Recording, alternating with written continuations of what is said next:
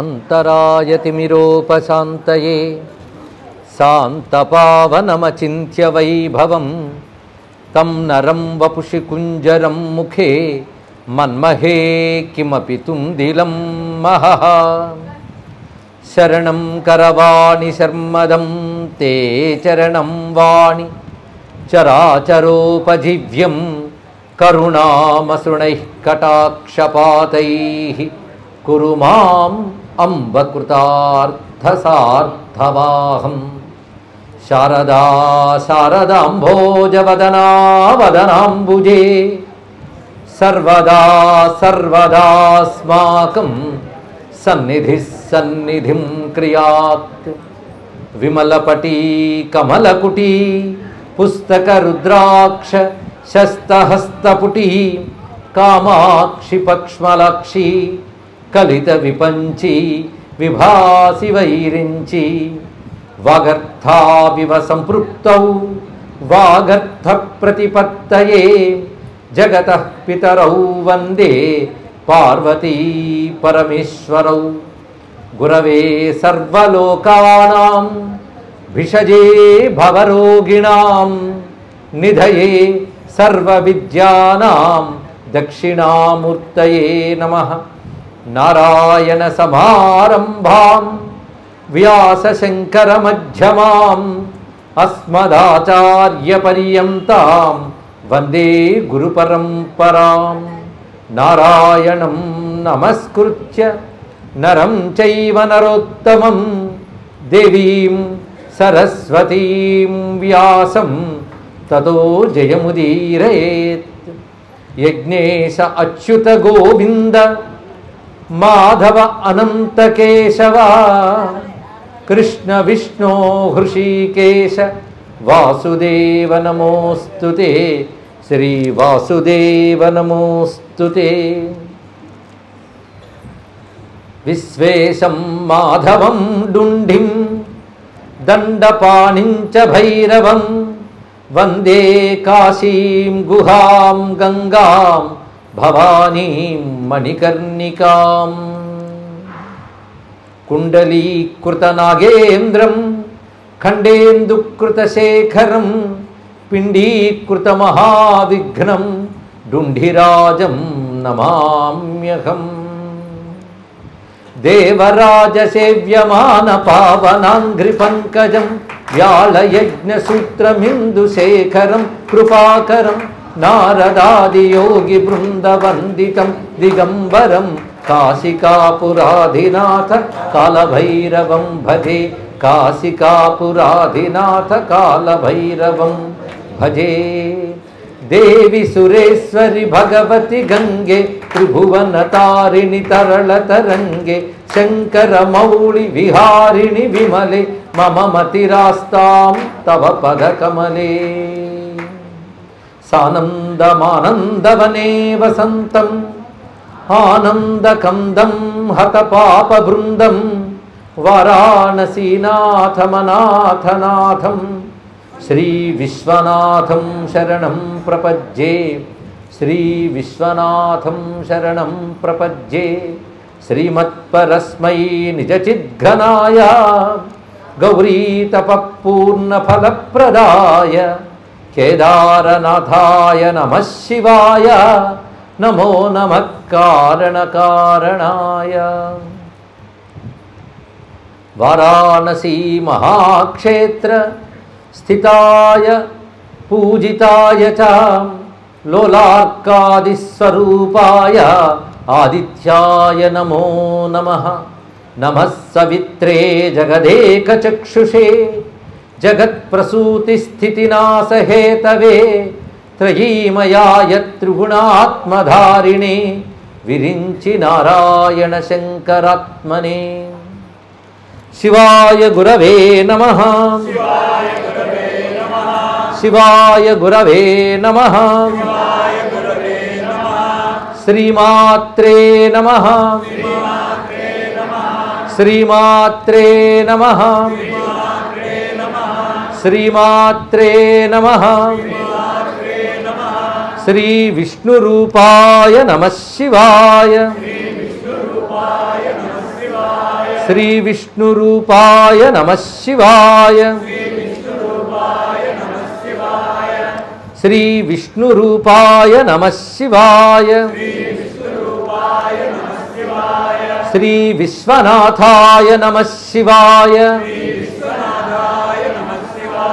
శ్రీ విశ్వనాథాయ నమః శివాయ శ్రీ విశ్వనాథాయ నమః శివాయ కేదారనాథాయ నమః శివాయ ఆదిత్యరూపాయ నమః శివాయ నమో మహద్భ్యో ఋషిభ్యో గురుభ్యో నమః త్రయస్త్రింశత్కోటి దేవతా సహిత గంగాన్నపూర్ణాంబికా విశాలాక్షి సమేత శ్రీ కాశీ విశ్వనాథాయ నమో నమః. విశాలాక్షి విశ్వనాథ స్వరూపమైన సభా సదస్సుకి సవనీయ నమస్సులు సమర్పణ చేసుకుంటూ శివభక్తి స్వరూపులైన కాశీవాసులందరికీ నమస్కరిస్తూ మళ్ళీ కాశీవాసుల సమక్షంలో సద్విషయాలు చెప్పుకునే అవకాశం లభించింది. గత 22 ఏళ్లుగా అవిచ్ఛిన్నంగా కాశీకి రావడం, ప్రతి ఏడాది ఏదో ఒక ప్రవచనం చేయడం జరుగుతూనే ఉన్నది. అయితే మళ్ళీ కేదార ఘట్టంలో మాత్రం కొద్ది విరామం తర్వాత చేసుకుంటున్నాం, ఇతర స్థలాల్లో చెప్పినప్పటికీ కూడా. ఇక్కడ ప్రవచనం చెప్పడం అనేది చాలా ఆనందకరమైన అంశం. ఎందుకంటే ఇక్కడ చెప్పించేవాడు వినేవాడు కూడా శివుడే. అందుకే ఇక్కడ చెప్పడం ఒక విశేషమైన అంశం. అనేక ప్రవచనాలు ఇక్కడ చెప్పుకున్నాం.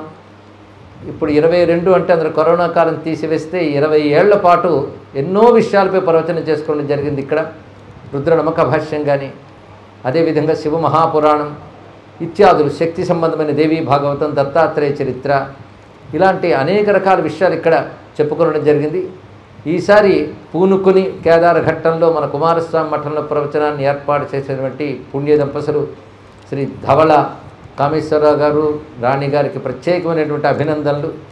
వారు పూనుకుని ఈసారి ఏదైనా చెప్పండి అన్నారు ఇక్కడ. అందుకే ఆదిత్య మహిమా వైభవం అనే అంశాన్ని ఎంచుకోవడం జరిగింది. దీన్ని బట్టి తెలుస్తున్నది ఇది ఒక పుస్తకం కాదు అని తెలుస్తున్నది.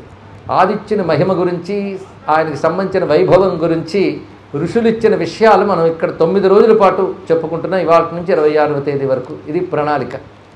అయితే ఆదిత్యుని మహిమ గురించి అనేక పురాణములు ఉన్నాయి. తత్పూర్వం వేదమనందే ఉన్నది. ఆ మాటకు వస్తే వేదమంతా కూడా ఆదిత్య స్వరూపమనే భావన చేయాలి. ఇక్కడ విశేషించి కాశీక్షేత్రంలో చెప్పుకోవడం ఏంటంటే, కాశీక్షేత్రంలో ఆదిత్యులు ఎన్నెన్ని రూపాలు ఉన్నాయో అన్ని రూపాలు కాశీక్షేత్రంలో ఉన్నాయి. కాశీ ప్రధానంగా విశ్వేశ్వర క్షేత్రం అయినప్పటికీ కూడా సంపూర్ణమైన సనాతన ధర్మం యొక్క క్షేత్రమే కాశీక్షేత్రం. ఇది వారణాసి అనగానే సమస్త వేద ధర్మానికి కాణాచి ఇది. అందుకే ఈ కాశీక్షేత్రం ప్రధానంగా పంచాయతన క్షేత్రం. ఇదేనాడు మరువకూడనిది. పంచాయతనం అంటే మనకు తెలిసినది, వేదంలో చెప్పబడుతున్నది పరబ్రహ్మను సగుణ బ్రహ్మగా ఉపాసించడానికి 5 విధాలైనటువంటి మార్గములు వేదం ఇచ్చింది. ఆ వేదం ఇచ్చినటువంటి ఆ పంచాయతనం ఏదైతే ఉన్నదో దాని స్వరూపమే పురాణాదులు యందు విస్తారంగా చెప్పబడుతున్నది. ఈ పంచాయతనము నిజానికి పరబ్రహ్మము ఒక్కడే అయినప్పటికీ కూడా ఉపాసకానాం కార్యార్థం అన్నట్లుగా ఉపాసకులను అనుగ్రహించడానికి పంచవిధములుగా ఆరాధింపబడుతుంటాడు. భారతదేశంలో సనాతన ధర్మానికి చెందిన ఎవరైనా ఈ 5 ఏదో ఒక దాన్ని ఉపాసిస్తున్న వాళ్ళై ఉంటారు. 5 ఏమిటంటే, ఒకటి శివుడు, అదే శైవం అని చెప్పబడుతున్నది. విష్ణువుని ఆరాధిస్తే వైష్ణవం, శక్తిని ఆరాధిస్తే శాక్తేయం, అలాగే సూర్యభగవాన్ని ఆరాధిస్తే సౌరం, గణపతిని ఆరాధిస్తే గాణపత్యం. ఇవి ప్రధానంగా 5. ఇది కాకుండా మన స్కాందం అని ఉంది, కౌమారమతం. ఇది విడిగా ఒక సంప్రదాయంగా ఉపాసించే వాళ్ళు ఉన్నప్పటికీ ఇది ఇందులో శైవ సంప్రదాయంలో కూడా అన్వయింపబడుతుంది. కానీ కొంతమంది పంచాయతనం వరకే చెప్తారు. కానీ షణ్మతములు అని ప్రస్తావన కూడా మనకు గోచరిస్తున్నది. ఇది వేదం ఒప్పుకున్నటువంటి ఉపాసన మార్గములు. వీటన్నిటిని కూడా సగుణ బ్రహ్మ ఉపాసన అంటారు. దేవత ఆరాధన వేరు, సగుణ బ్రహ్మ ఉపాసన వేరు. దేవతలు అనేక మంది ఉన్నారు. అభీష్ట సిద్ధినివ్వడానికి ఆయా దేవతల్ని శాస్త్రం చెప్పిన విధితో మనం ఉపాసన చేస్తాం. అందులో దిక్పాలకులు, గ్రహదేవతలు ఇత్యాదులు చాలామంది ఉన్నారు. కానీ సర్వదేవతాత్మకుడై సర్వదేవతలకి మూలమై సృష్టిస్థితులకి కారణమైన దాన్ని బ్రహ్మము అని అంటారు. ఇక్కడ ఆ బ్రహ్మమును మించి మరొక వస్తువు లేదు. ఆ బ్రహ్మము విశ్వాధికము అదే, విశ్వవ్యాపకము అదే, ప్రతి జీవుడిలో ఉన్నది అదే, విశ్వమంతా ఉన్నది అదే, విశ్వానికి అతీతం అదే.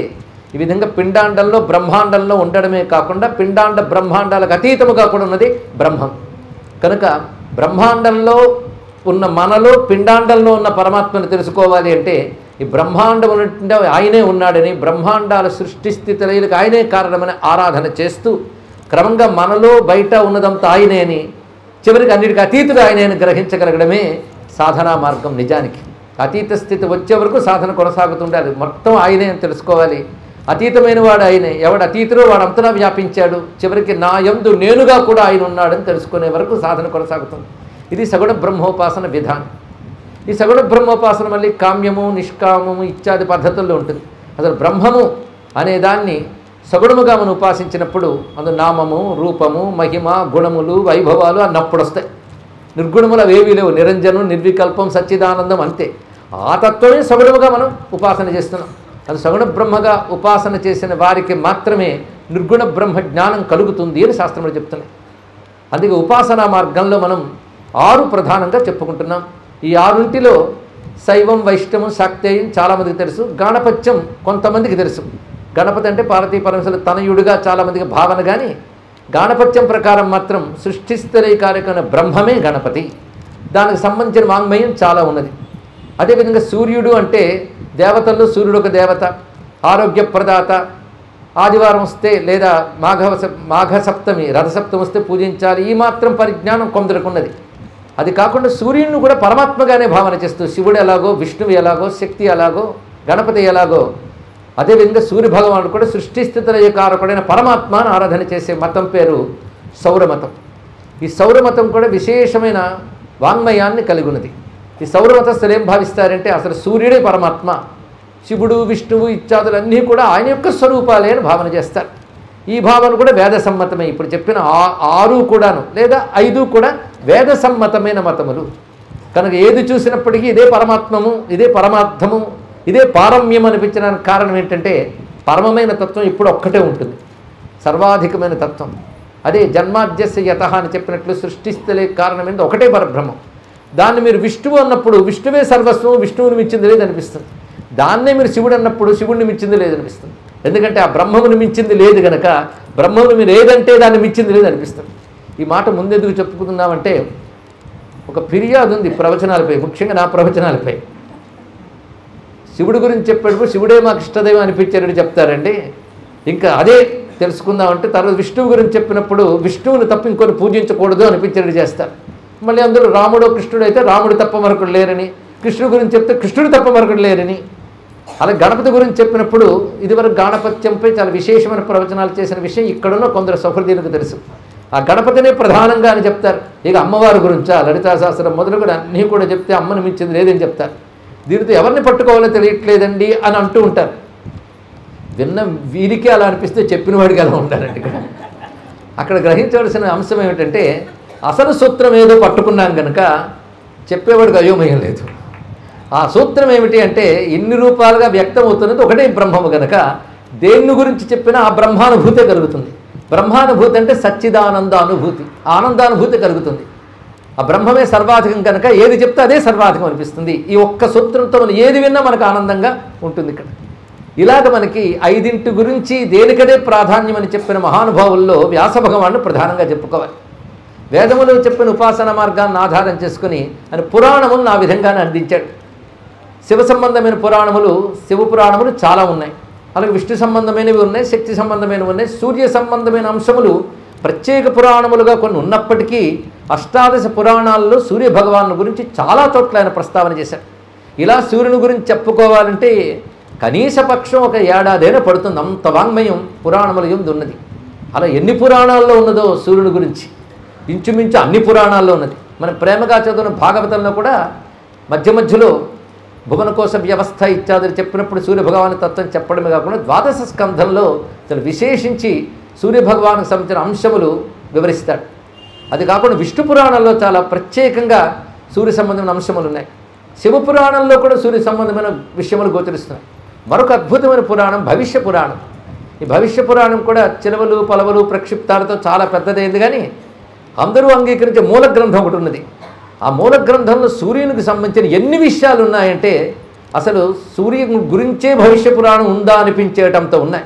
ఎన్నెన్ని అధ్యాయాలు అసలు సూర్యునికి సంబంధించిన ఉపాసనా పద్ధతులు, యంత్రలేఖన పద్ధతులు, విగ్రహ నిర్మాణ విశేషములు, ఇలాంటి ఎన్నో రహస్యాలు భవిష్య పురాణంలో కనబడతాయి.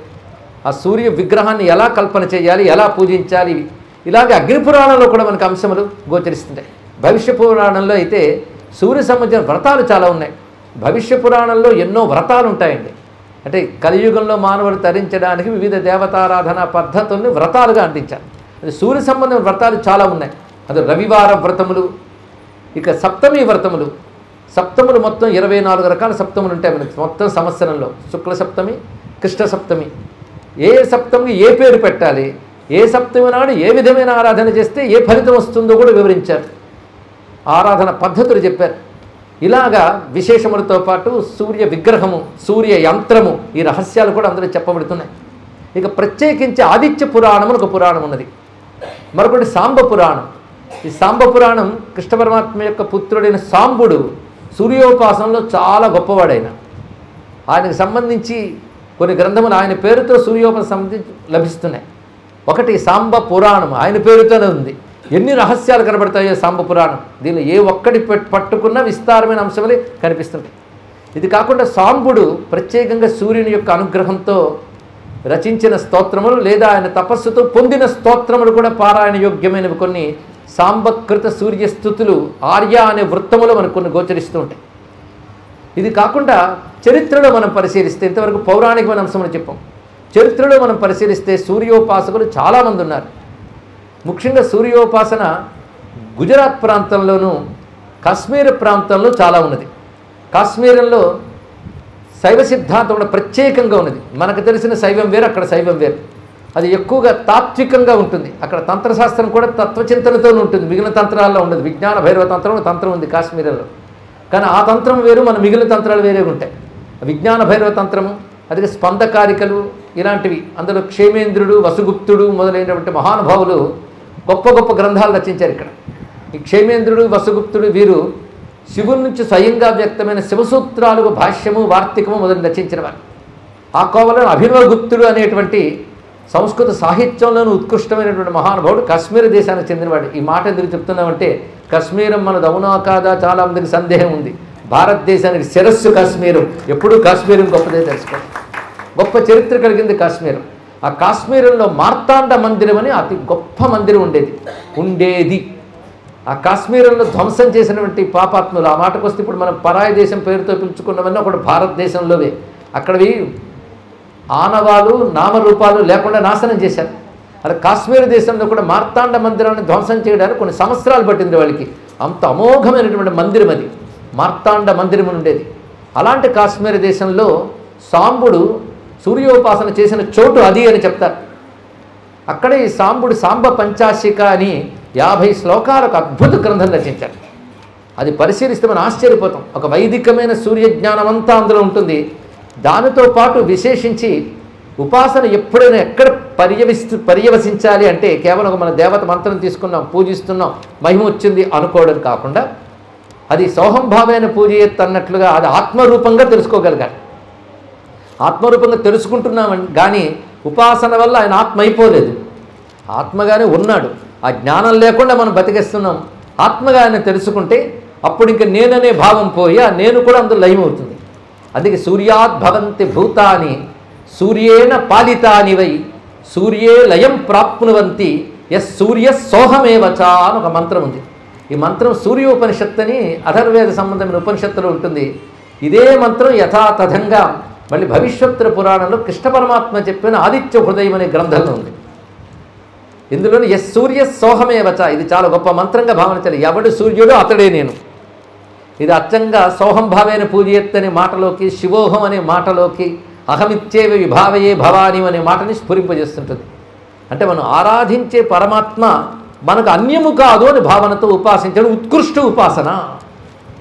మనకు అన్యము కాదు అంటే ఫలానా నామరూపాలున్న నాకు అన్యము కాదు అని కాదు. ఇక్కడ నామరూపాలకు అతీతమైన ఒక చిత్తు లోపలున్నది, అది నా యొక్క స్వరూపము, అదే నేను ఉపాసిస్తున్న బ్రహ్మము అని తెలుసుకోవాలి. ఇది సోహంభావైన పూజ.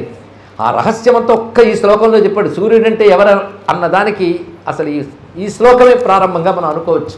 ఇది వేదమిచ్చిన శ్లోకం. ఈ శ్లోకాన్ని కృష్ణ పరమాత్మ అర్జునుడికి బోధించినట్లుగా మనకి భవిష్య మహాపురాణంలో సుమంతుడు శతానీకుడు అనే వారి మధ్య సంభాషణలో మనకు కనబడుతుంది. అత్యద్భుతమైన మాట అది. ఇందులో మొదటి మనం చెప్పేటప్పుడు సూర్యాద్ భవంతి భూతాని సూర్యేణ పాలితాని వై సూర్యే లయం ప్రాప్నువంతి. ముందు 3 వాక్యాలు తీసుకుంటే పరబ్రహ్మం అంటే ఏమిటో అర్థం ఇది. యతోవా యమాని భూతాని జాయంతే ఏన జాతాని జీవంతి యత్పర్యత్ అభిసంవిశంతి అని ఉపనిషత్తు. బ్రహ్మం అంటే ఇది చెప్పి అన్వేషణ చేసుకొని గురుగారు చెప్పారు. ఉద్దాలకుడు శ్వేతకేతుకు చెప్తున్నటువంటి మాటలు వస్తున్నది.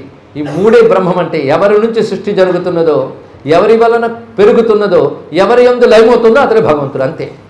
ఇంకా దీన్ని బట్టి ఆయన ఆలోచన చేశాడు. ఆలోచన చేయగా చివరికి తేలింది సిద్ధాంతానందాదేవ కల్విమాని భూతాని జాయంతే అని చివరికి ఏ సచ్చిదానంద వస్తువు ఉన్నదో దాని నుంచి జగత్తంతా కలగడం, పెరగడం, లయం అవ్వడం జరుగుతుంది కనుక సచ్చిదానందము సృష్టి స్థితి లయకారకం బ్రహ్మము అన్నారు. అదే మాట తీసుకుని బాదరాయణుడు బ్రహ్మసూత్రంలో ప్రథమ సూత్రంలోనే జన్మాద్యసేయత అన్నాడు. జన్మాదులు ఎవరి నుంచి కలుగుతున్నాయో ఇదే తెలుగు పద్యంలో మనం చెప్పుకున్న ఎవ్వని చేయజనించు జగం ఎవ్వని లోపల గుండులీనమై ఎవ్వని యందుడిందు పరమేశ్వరుడు ఎవ్వడు. పరమాత్మ అంటే ఇదే నిర్వచనం. యస్మిన్నిదం యతశ్చేదం ఏనేదం ఏదం స్వయం యస్మాత్ పరస్మాచ్చ పరహ తం ప్రపంచే స్వయం భువం అని మూలంలో సుఖయుగంధులు భాగవతంలో చెప్పారు అదే మాట ఇక్కడ. కనుక బ్రహ్మం అంటే ఇదే అర్థం అండి. ఆ బ్రహ్మం ఎవరు? సూర్యుడు. ఎందుకంటే బ్రహ్మం కొన్ని 3 లక్షణాలు సూర్యుడిలో చూపిస్తున్నాయి. ఏమని? సూర్యాద్ భవంతి భూతాని సృష్టి, సూర్యేణ పాలితాని వై సూర్యే లయం ప్రాప్నువంతి. అలాంటి బ్రహ్మం ఎవరు? యస్ సూర్య సోహమేవచ.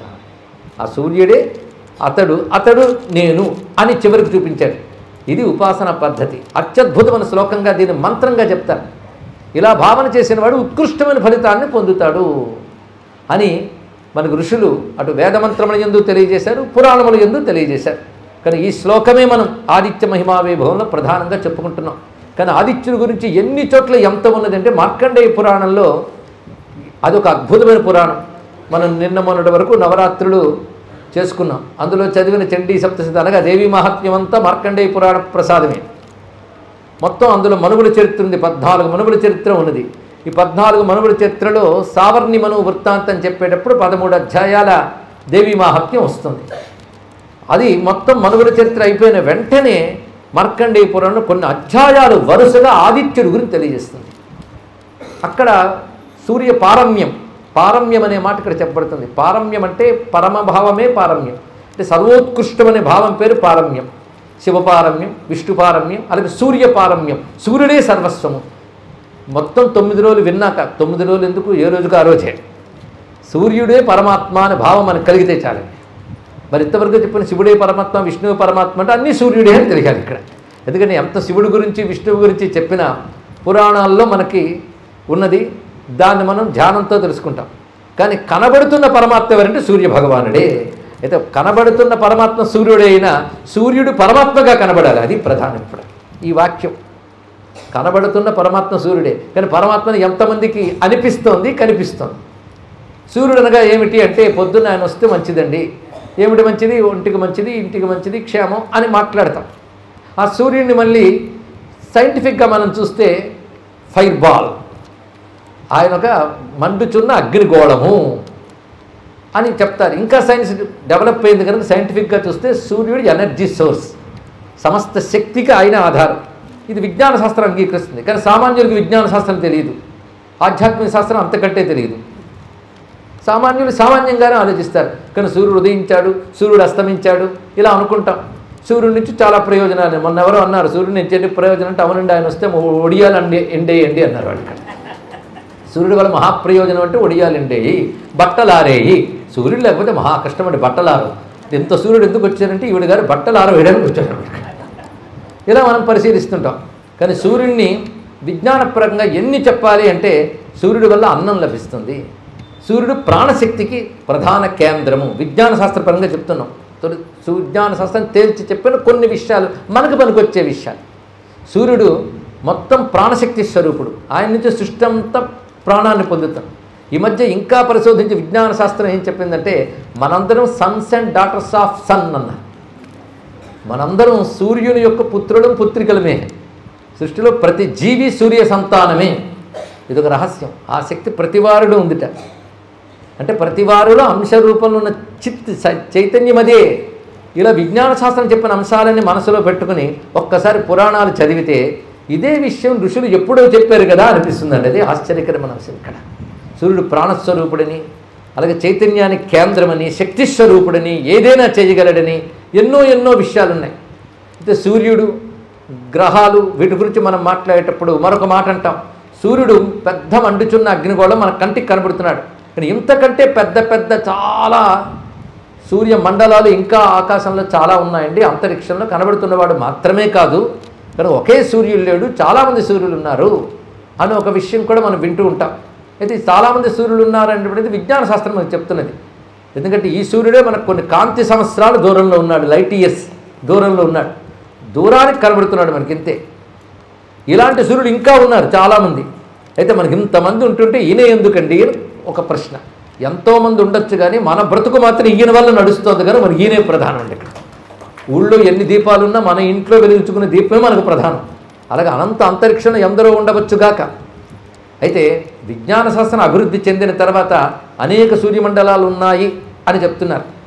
కానీ అసలు విజ్ఞానమైన వేదంలో అరుణ ప్రశ్నలోనే సహస్ర సూర్యతాయా ఇది వైశంపాయన అన్న మంత్రం ఉంది. వేల కొలది సూర్యులు ఉన్నారు అని వైశంపాయన మహర్షి చెప్తున్నట్లుగా మనకి అరుణ ప్రశ్నలో కనబడుతుంది. అనేక రకాల సూర్యమండలాల గురించి వర్ణించారు. ఆరోగ భ్రాజ పటర పతంగ ఇత్యాది సప్తవిధ సూర్యుల గురించి చెప్పారు. ఇక ద్వాదశాద్యుత్తులు మనం వింటూనే ఉన్నాం. ఇలాంటివి ఎన్నో ఎన్నో ఉండవచ్చుగాక. అయితే విషయం ఏంటంటే అనేక రకాల జ్యోతిర్మండలాలు ఉన్నప్పటికీ కూడా అన్నిటిలో కాంతి స్వరూపంగా, శక్తి స్వరూపంగా ఉన్నది మాత్రం పరమాత్మ ఒక్కడే. ఆ పరమాత్మ యొక్క తేజస్సుని మనం సూర్యుని ద్వారా పొందుతున్నాం. కనుక మనకు దేని నుంచి వచ్చిందో దాని నుంచి పరమాత్మ పట్టుకోగలిగాలి. మన ఇంటికి ఎవరో పెద్ద ఆయన వచ్చాడు, ఆయన కోసం ఆ ఊరు ఈ ఊరు తిరగకుండా ఇక్కడికి వచ్చాడంటే ఇక్కడే మనం ఆయన కొలుచుకుంటున్నాం. కనుక మన కోసం పరమాత్మ ఆదిత్య మండలంలోంచి అనుగ్రహిస్తున్నాడు, ఆయన అనుగ్రహంతో కురిపిస్తున్నాడండి. కనుక మనకి ఇవ్వదలుచుకున్నవన్నీ ఆదిత్య మండలంలోంచి ఇస్తున్నాడు పరమాత్మ. అందుకే పరమాత్మను ఆదిత్య మండలంలో ఉపాసించలేని వాడు అసలు పరమాత్మని ఎన్నటికీ పొందలేడు అని శాస్త్రం చెప్తున్నది. అందుకే ఆదిత్య మండలంలో భగవంతుని ఉపాసన చేయాలి. ఉపాసించడానికి కూడా అనువైన కాలములు ఉన్నాయి. అవి సంధ్యాకాలమును ప్రధానంగా చెప్తారు. అయితే సూర్యుని ఒక్కొక్క క్షణంలో ఒక్కొక్క ముహూర్తంలో ఎలా ఉపాసించాలో కూడా శాస్త్రం చెప్పింది. వేదమునందు ఈరోజు ఉదయించిన సూర్యుడి నుంచి మరో రోజు ఉదయించే వరకు వివిధ కాలముల యందు ఏ ఏ పేర్లతో పిలవాలో చెప్పారు. అంటే మనం రాత్రి నిద్రపోయినప్పుడు కూడా సూర్యుడికి పేర్లు ఉన్నాయి. అంటే అప్పుడు కూడా సూర్యుడి యొక్క శక్తి భూమి మీద పొందుతుంది, దానికి ఏదో పేరు పెట్టారు. కనబడుతున్న మండలంలోనే కాకుండా కనబడనప్పుడు కూడా సూర్యశక్తిని భూమి పొందుతుంది. కనుక ఆ సమయంలో కూడా సూర్యుడికి పేర్లు చెప్పారండి. ఇది ఆశ్చర్యకరమైన అంశం మనకి. ఇలా ఎన్ని పేర్లు ఉన్నాయో సూర్యుడికి అంటే మనం సూర్యుడు అనగానే సామాన్య భారతీయుడికి తోచే పేర్లు కొన్ని ఉన్నాయి. నేను సూర్యుడికి ఎన్ని పేర్లు ఉన్నాయో చెప్పండి, మీరే రాసుకొస్తారు. మరి శాస్త్రవేత్తల్ని పండితుల్ని అడగట్లేదు, సామాన్యుల్ని. రవి, భాస్కరుడు, ప్రభాకరుడు, దివాకరుడు, మిత్రుడు, ఇంకా చాలా మీరే ఆదిత్యుడు, చకచక వస్తాయి లేదా సూర్యుడికి. భానుడు చాలా విశేషంగా మనం చెప్పుకుంటాం. భాస్కరుడు చాలా చాలా. ఇవి కొన్ని. వేదములు ఎన్నున్నాయో చెప్పలేము, అన్ని పేర్లు ఉన్నాయి వేదములందు. అయితే ప్రతి పేరు ఒకటిని చెప్తుందని కాదు, ఒక్కొక్క పేరులో ఒక్కొక్క విధమైన సూర్యశక్తి ఉంది. ఒక పేరుకి అర్థం తీస్తే సూర్యుడు ఒక్కొక్క శక్తి తెలుస్తుంది, మరొక పేరుకి అర్థం తెలిస్తే సూర్యుడి యొక్క మరొక శక్తి తెలుస్తుంది. దీన్ని బట్టి అన్ని పేర్లలో అన్ని రకాల అర్థాలతో ఎన్నో శక్తులు కలిగిన ఒకే సూర్యుడిని వర్ణించారు అని స్పష్టమవుతుంది. అయితే సూర్యనామానికి అర్థాలు వెతికితే ఒకవైపు మనం చూస్తున్న సూర్యమండలంలో అనుభవానికి వస్తున్న ఒక విషయం కనబడుతుంది. ఉదాహరణకి ప్రభాకరుడు తీసుకుందాం. ప్రభ అంటే అందరికీ తెలుసు, కాంతి, గొప్ప కాంతి, ప్రకృష్టమైన కాంతి, దాన్ని కలిగించువాడు, దానికి స్థానమైనవాడు. ప్రభాకరుడు, ప్రభ ఆకరుడు అంటే కాంతికి ఆకరం అంటే స్థానమైనవాడు. అలాగే కాంతిని కలిగించేవాడు అంటే కాంతి ఆయనలో ఉంది కనుక ప్రభాకరుడు, కాంతిని కలిగిస్తున్నాడు ప్రభాకరుడు. ఇంతవరమే మనం తీసుకుంటాం. కానీ దీన్ని ఇంకా ఇంకా వివేచన చేస్తే అది పరమాత్మ వైపు తీసుకెళ్ళిపోతుంది. ప్రతి నామానికి చివరికి వెళ్ళేటప్పటికల్లా అది పరమాత్మ వైపే తీసుకెళ్తుంది. అలా ప్రతిదానికి అన్వయించుకుంటూ వెళితే ఆ సూర్యోపాసన అనేది ప్రత్యక్షంగా కనబడుతున్నవా అని యందు మనం పరమాత్మని దర్శిస్తున్నాం, భావిస్తున్నాం కాదు, దర్శిస్తున్నాం, ఉన్నవాడినే దర్శిస్తున్నాం. ఇంకొక రహస్యం ఏంటంటే సూర్యుడిని ప్రత్యేకంగా ఉపాసించిన ఒక పద్ధతి. కానీ శివభక్తులైనా, విష్ణు భక్తులైనా, శక్తి భక్తులైనా వాళ్ళ దైవాన్ని సూర్యమండలం ద్వారానే ఆరాధించాలి, లేకపోతే లాభం లేదండి. మన ఇష్టదైవంగా కొలుచుకునేది ఏదైనా సూర్యమండలంలో భావించాలట. అది సూర్యమండలంలో భావిస్తే అదొక ఉపాసన, హృదయ మండలంలో భావిస్తే అదొక ఉపాసన. భగవానుడు భాగవతంలో ఉద్ధవ గీతలో ఒక మాట చెప్తాడు కృష్ణ పరమాత్మ ఏమనంటే, నన్ను ఆరాధించాలంటే ఎక్కడెక్కడ ఆరాధించాలి, అసలు అంతటా ఉన్నవాడిని నేనే. ఇది వినడానికి బాగుంటుంది, అనడానికి బాగుంటుంది, అనుకోవడానికి బాగుంటుంది, కానీ అనుభవానికి రాదు. అవునా లేదంటే అంతటా భగవంతుడే అనిపిస్తుంది, కానీ కోపం వచ్చి పక్కవాడికి చూస్తే కోపం వస్తుంది, ఇంకా పెరిగిపోతుంది. అంతటా భగవంతుడు అనేది అనుభవానికి వస్తే అది బ్రాహ్మీ స్థితి. ఆ అనుభవం కోసమే తప్పించిపోతాం. అది లభించిందే జీవన్ముక్తులమే, కానీ అంత తేలిక కాదు కదా. కనుకనే ఆ బ్రహ్మమును మనం ఉపాసించడానికి పెట్టుకున్నాం ఇక్కడ. అలా ఉపాసించినప్పుడు సూర్య భగవాన్ని అనేక నామాలతో అనేక రూపాలతో మనం కొలుచుకుంటున్నాం ఒక్కొక్క విధంగా. అందుకు ఉపాసన వచ్చేటప్పటికల్లా ఆయన యొక్క గుణమహిమా వైభవాన్ని మనం స్మరించుకున్నప్పుడు వివిధ నామాలతో వివిధ రూపాలతో అనుకుంటున్నాం. అలాగే సూర్య భగవానుడి గురించి ఈ నామములను పరిశీలన చేస్తూ ఆ రూపమును మనం తెలుసుకుంటుంటే ఎదురుగా కనబడుతున్న వాణి ఏంటంటే అక్కడ చూడాలి, హృదయ మండలంలో చూడాలి. ఈ సంబంధమైన విజ్ఞానం మనకి ఉపనిషత్తు తెలియజేస్తుంది. ఉపనిషత్తు బ్రహ్మతత్వ ప్రతిపాదనకి పుట్టింది. ఇది కూడా తెలుసుకోవాలి. వేదంలో పూర్వభాగం అంతా వివిధ కర్మల ద్వారా ఇష్టప్రాప్తి అనిష్టపరిహారం పొందడానికి, అంటే ఇష్టమైనవి పొందడానికి అనిష్టమైనవి తొలగించుకోవడానికి కర్మకాండ పుట్టింది. అంతేకాదు కర్మకాండ యొక్క మరొక ప్రయోజనం ఏంటంటే, అసలు ప్రయోజనం మాత్రం ఇదండి, చాలామందికి తెలియదు కానీ పాప సంహరణం. జీవుడు అనేక జన్మల నుంచి కూడగట్టుకు తెచ్చుకుంటాడు పాపవాసం. అవి రకరకాలుగా పట్టి పీడిస్తాయి, ఇంకే ఎన్నో జన్మలు కూడా వాటి వల్ల ఉంటాయి. ఇవి పోగొట్టుకోవడానికి పనికొచ్చేదే కర్మ అని భావిస్తాడు ఉత్తముడు. అంతేగాని ఈ కోరికలకు తీర్చుకోవడానికి దుఃఖాలు పోవడానికి కర్మ అనుకుంటాడు సామాన్యుడు.